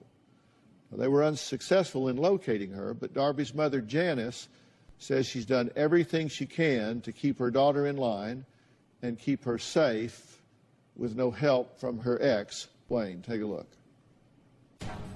So there's 5 of us that live here, me and my wife and my older daughter who's in college, and Darby and her younger brother. I've tried all forms of discipline with Darby. Take her cell phone, taken her door off, taken all of the items out of her room except for one outfit. I've also had her do a Janice boot camp. I will not give my address to older men. I will not steal. I will not use drugs. This is Darby's room. She loves tie-dye and Bob Marley, stoner type stuff. This painting over here on her wall, she hand-painted that when we moved into the house. These are items that Darby uses to make bongs. After Darby left, I went through everything trying to find clues of where I could find Darby. She didn't take any of her belongings with her when she left. The most concerning thing I found in all this was a suicide letter inside of a diary that she had. I tried to drown myself in the bath to the song Breathe Me. I brought my razors too. I couldn't do it knowing I could breathe if I lifted my head 1 inch. Would definitely jump off a cliff instead. I was concerned that maybe she ran away to commit suicide. It breaks my heart to know she's in so much pain on the inside. Come home, Darby. I've been through the records, and I've looked at some of these diagnoses. She's been diagnosed with a major depressive disorder, and when you look at that, we're talking about a mood disorder characterized by a major depressive episode with no history of mania or hypermania. So that means she's not bipolar. It's just all down. And the characteristics of that are that there's an extended period of depressed mood or a loss of interest or pleasure in nearly all activities. So you've got her out on the street with this forlorn, mindset of worthlessness and guilt and low self-esteem. She's also been diagnosed with a borderline personality disorder. And look at these words carefully. That is a pattern of disorganized, unstable relationships, self-image, and emotions. Now, look at that. A pattern of disorganized, unstable relationships, self-image, and emotions. Her relationships are disorganized and unstable. Her self-image is disorganized and unstable. Her emotions are disorganized and unstable. Anger, impulsiveness, frequent mood swings, and possibly brief psychotic episodes where she kind of checks out and has a difficult time differentiating fantasy from reality. These people are often intelligent and they can appear warm and friendly and competent until their defensive structure breaks down. And what you'll see then are frantic efforts to avoid abandonment. And that means they'll cling to almost anybody around them.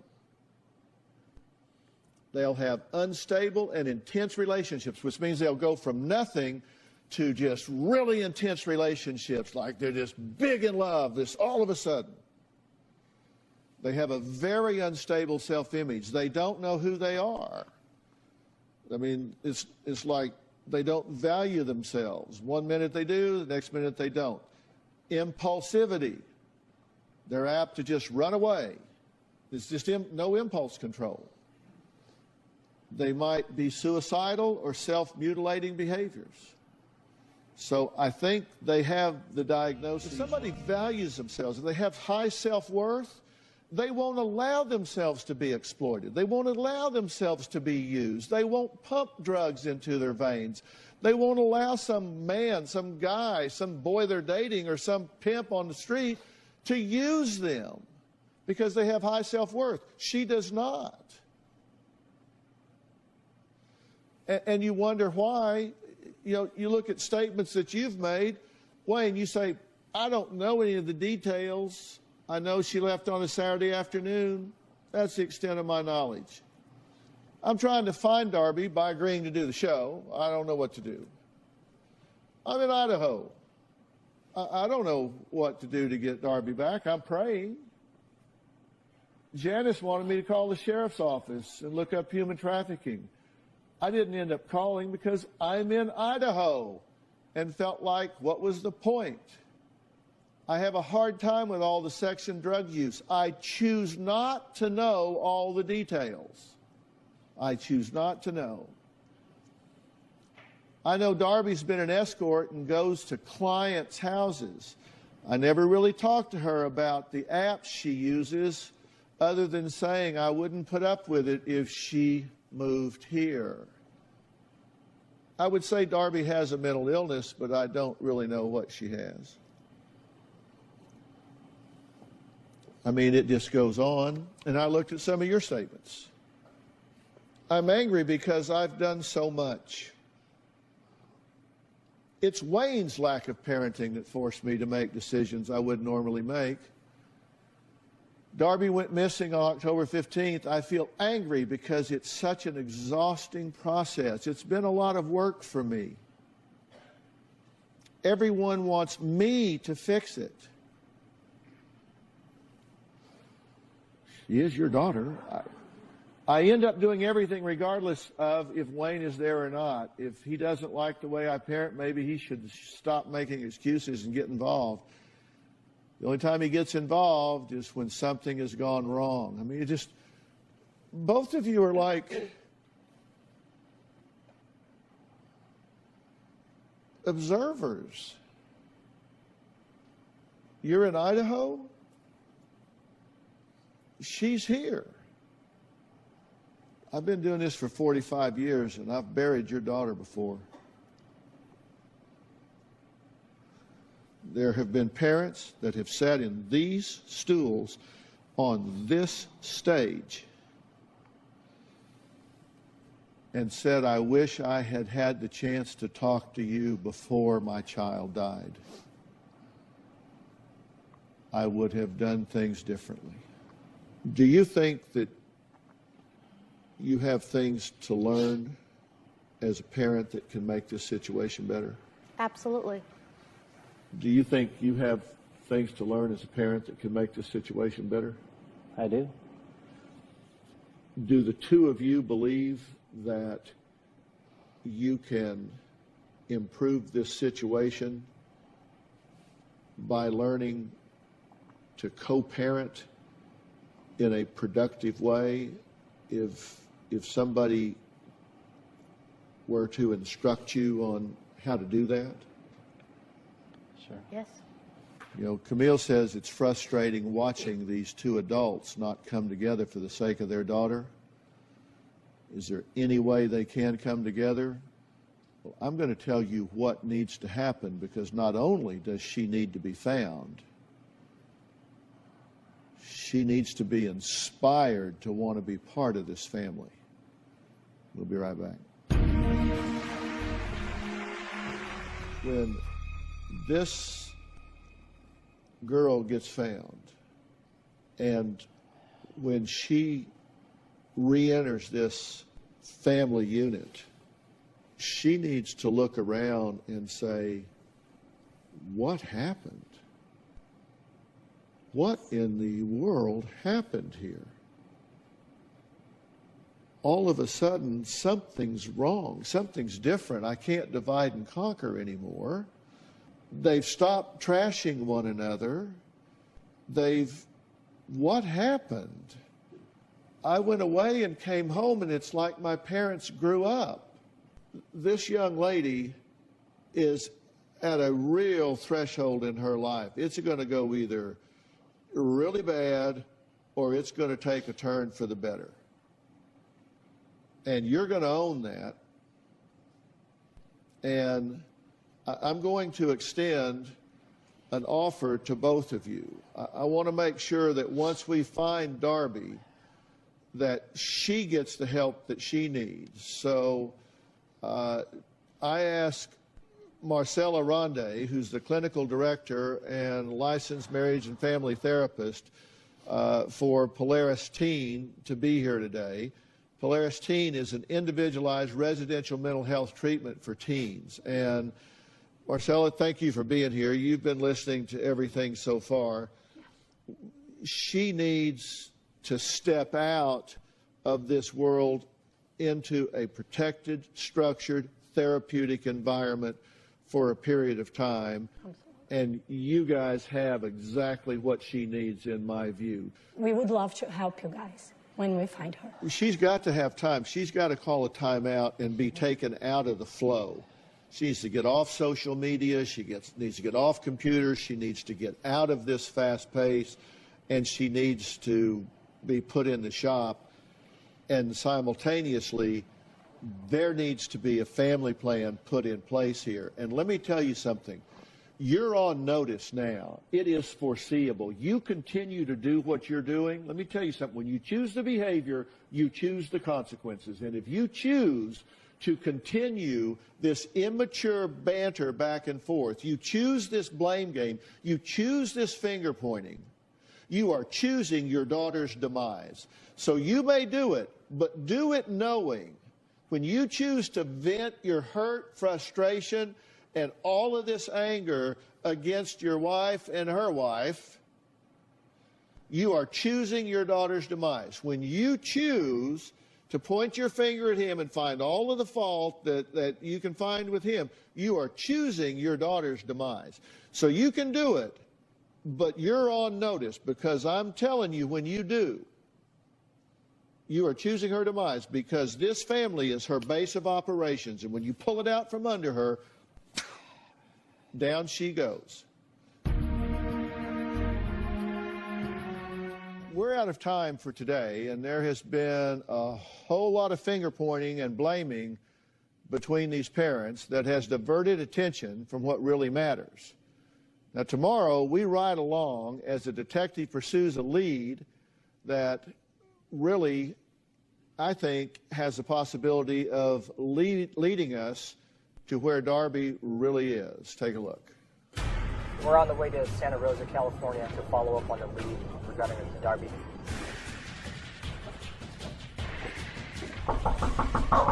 Hey, Mike and I'm on the Crypto Feed. Can I speak to you for a second? But it doesn't end there. A shocking phone call changes everything. You do not want to miss what happened. All of that is tomorrow. I want to thank everybody for being here today, and we'll talk to you tomorrow.